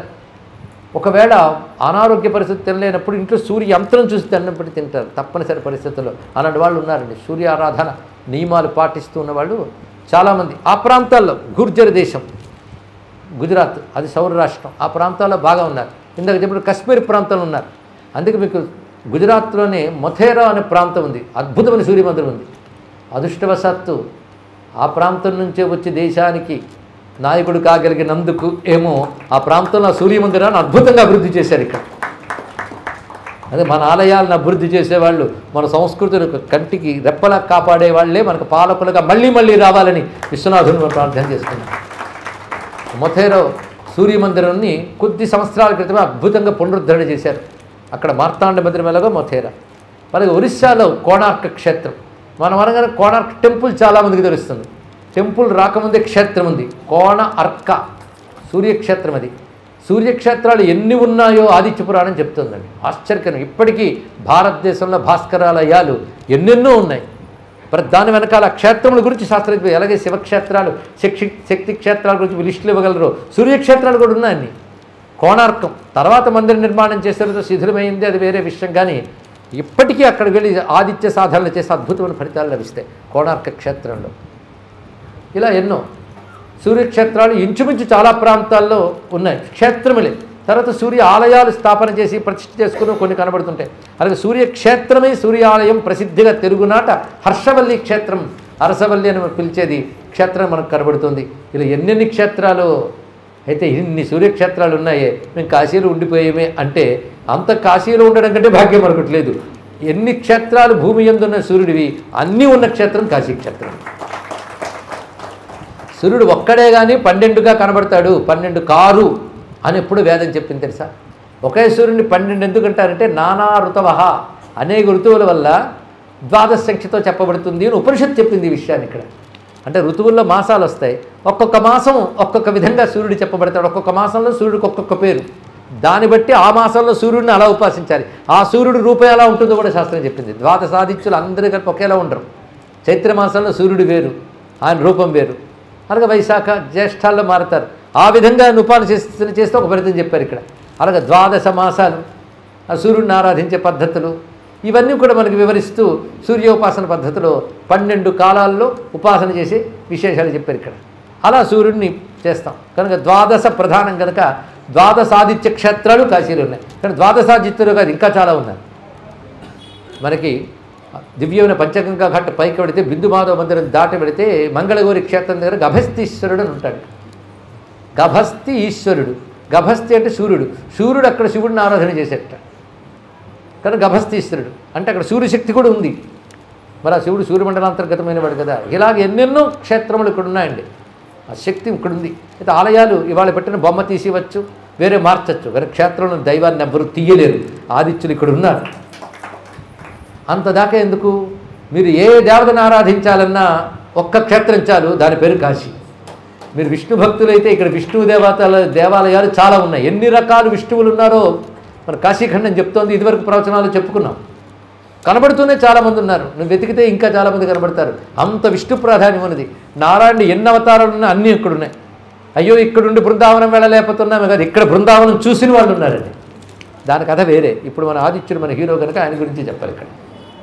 ఇక్కడ విష్ణు క్షేత్రాలన్నీ ఇక్కడ ఉన్నాయి. ఇంకా మా అమ్మ ఆవిడే చెప్తుంది 108 శక్తి క్షేత్రాలు భూమి యందు ఉన్నాయి అంటుంది. ఇక్కడ ఎందుకున్నాయంటే నా భక్తులు నా గురించి సాధన చేసుకోవడం కోసమే శక్తిపీఠాలు. పేరుకు 108 చెప్పాను కానీ 64 కోట్లు ఉన్నాయండి శక్తిపీఠాలు. తెలుసా? మనకి ఇది ఎగ్జాజరేషన్ అనిపిస్తుంది. ఆవిడైతే చెప్పగలదు, మనం వినలేం. మనకు తెలుసా 64 కోట్లు విష్ణు రాసుకోగలమా? విష్ణువుకు తెలుసు అన్ని శక్తిపీఠాలు ఉన్నాయి భూమి యందు. కానీ 108 దివ్యమైనవి చెప్తున్నాం. ఆ 108 భారతదేశంలో ఉన్నాయి. ఆ 108 దివ్య భూముల్లో మళ్ళీ విశేషించి 18 చెప్తున్నాను అని చెప్పింది. ఈ శక్తిపీఠాలు ఎందుకంటే నా గురించి సాధన చేసుకుంటే అది తొందరగా పూర్ణంగా ఫలించడానికి నా శక్తిపీఠాలు ఉంటాయి. క్షేత్రం ఎందుకుందంటే సాధకులు వాళ్ళ సాధన ఫలవంతం చేసుకోవడం కోసం, పరిపూర్ణం చేసుకోవడం కోసం. అందుకే శక్తిపీఠాలు ఎన్నో ఉన్నాయండి. మరి అన్ని క్షేత్రాల్లో ఏదమ్మా నీకు ఇష్టం అంటే ఒక్క పీఠం చెప్తాను, అక్కడ చేస్తే అన్ని శక్తిపీఠాల్లో చేసినట్లే, అది వారణాసి అని తెల్లే చెప్పింది. అమ్మ శక్తిపీఠాలన్నీ ఇక్కడ ఉన్నాయి, ఇంకేం కావాలి? కనుక శక్తి క్షేత్రములు ఇక్కడ ఉన్నాయి. అదేవిధంగా ఆదిత్యుల క్షేత్రములు ఇక్కడ ఉన్నాయి. అక్కడ లోలాదిత్యుడు జాలదు, లోలార్కుడు ఆ కొనలో ఆయన ఉన్నాడు. ఇంకా ఎన్ని ఆదిత్యులు, ఎక్కడ కూర్చున్న ఆదిత్యుని స్మరించి అందులో ఆయన క్షేత్రం ఉన్న చోటుకు పెడితే లోలార్కు కుండం ఇప్పటికీ మహిమాన్వితమైన కుండం. ఇలాంటి చోట కూర్చొని ఆయన గురించి చెప్పుకుంటున్న భాగ్యం మనకి కల్పించినటువంటి ఆయన అవ్యాధ కారుణ్యానికి మనం నమస్కారం చేసుకుందాం. ఎంత దయాస్వరూపుడండి. అందుకే సమస్త సూర్యక్షేత్రాల్లో ఉపాసన ఫలితం మనకి 9 రోజులు సాధనతో స్వామి ఇస్తున్నాడు. ఎందుకంటే శ్రవణం కూడా ఉపాసననే నా యొక్క భావం. ఎందుకంటే నేను ఇది చెప్పుకుంటూ నేను సూర్యుని ఆరాధన చేస్తున్నాను, వింటూ మీరే అదే చేస్తున్నారు శ్రద్ధగా. కనుక ఆదిత్య భగవాన్ని ఆరాధించిన ఇదే చోటు. ఇంకా మా గణపతి అంటారు, ఇందాక చెప్పిన గాణపత్యం ఎన్ని స్వరూపాలు అన్నీ ఇక్కడ ఉన్నాయి. 56 ఉన్నారు ప్రధానంగా. ఇంకా చాలామంది ఉన్నారు కానీ ప్రధానం 56. ఇంకా పంచాయతీని అయిపోయింది. శివుడు, విష్ణువు, శక్తి, గణపతి, సూర్యుడు అయిపోయింది. మా కుమారస్వామి కూడా ఇక్కడ ఉన్నాడు మాటకొస్తే. ఎందుకంటే శివుడి గురించి శక్తి గురించి చెప్పాలంటే గురువు సుబ్రహ్మణ్యుడే. ఆయన ద్వారానే వాళ్ళిద్దరు తెలియబడతారు. కనుక ఆచార్య స్వరూపంతో మణికర్ణికా ఘట్టం దగ్గర స్కంద తీర్థంలో ఆయనే ఉన్నాడు మనకి. కనుక సనాతన ధర్మమైన హిందూ మతానికి అన్ని శాఖలకి కలిపి ఒకే మహాక్షేత్రం ఏదంటే కాశీ మహాక్షేత్రం. ఇలాంటి వారణాసి మహాక్షేత్రంలో సూర్య భగవాన్ ఆరాధన వెంటనే మనం సిద్ధింపజేసుకోవచ్చు. మంత్రములా రేపటి నుంచి ఏమొస్తాయో చూద్దాం. ఆయన మహిమ ఎలాంటిది, కథలేమిటి. ఇలాంటి సూర్యుడికి కథ ఉంది. ఆయన పుట్టడం, ఆయన చరిత్ర, ఆయన అది ఉంది. ఎలాగైతే రామకృష్ణాది కథలు ఉన్నాయో, శివ చరిత్రలు ఉన్నాయో, స్వామికి సంబంధించిన కథలు ఉన్నాయి. ఎన్ని చెప్పుకోగలం? ఎన్నైనా చెప్పుకోగలం, కొన్నైనా చెప్పుకొని తరించగలం. అలాంటి ఆ సూర్య భగవానుడి మీద మరొక కవి ఉన్నాడండి మహానుభావుడు, మయూర మహాకవి. ఆయన సూర్య శతకం అని 100 శ్లోకాలు రచించాడు. చదవడానికి నోరు తిరగడం కష్టం, కానీ చదివితే రోగాలు పోతాయి. అంత శక్తివంతమైనది ఇక్కడ. ఎందుకంటే రోగాలు భరించడం మొత్తం తేలిక. కష్టపడైనా చదివి ఎంతో కష్టపడితే కానీ దొరకని చికిత్స దానితో పొందొచ్చు. అలాంటి శ్లోకాలు ఇచ్చాడు. ఆయన దండకాన్ని కూడా రచించాడు సూర్యుడిపై. అది కూడా అంత అద్భుతమైనదో మయూరి కవి. ఆయన 100 శ్లోకాల్లో దండకాల్లో అంత చెప్పాడు. నేను వేదాల్లో, పురాణాల్లో అన్నిట్లోనూ సూర్యమండలాన్ని ఆయన రచించిన ఛందస్సులోనే అందరూ తరించడానికి ఇస్తాను. 12 శ్లోకాలతో చెప్తాను, మీరు తరించిపోవచ్చు అని అప్పయ్య దీక్షితుని మహానుభావుడు ఆదిత్య స్తోత్రరత్నమని మొత్తం సూర్య విజ్ఞానం పిండి పెట్టాడండి. 12 శ్లోకాలు. ఎంత విజ్ఞానం ఇచ్చాడో మహానుభావుడు ఇక్కడ. అది ఆదిత్యోపాసన రహస్యములు ఆయన ఇచ్చాడు. ఇలా ఎన్నో రహస్యములు ఒకటి తీస్తే అన్నీ వస్తాయి. అలాంటి అద్భుతమైన ఆదిత్యుని మహిమా వైభవం ఎక్కడెక్కడెక్కడెక్కడ ఎలా చెప్పబడిందో ఒక్కసారి వాళ్ళ సమీక్షగా మనం స్మరించుకుని అన్నీ కలిపి కాశీక్షేత్రంలోకి తెచ్చుకున్నాం.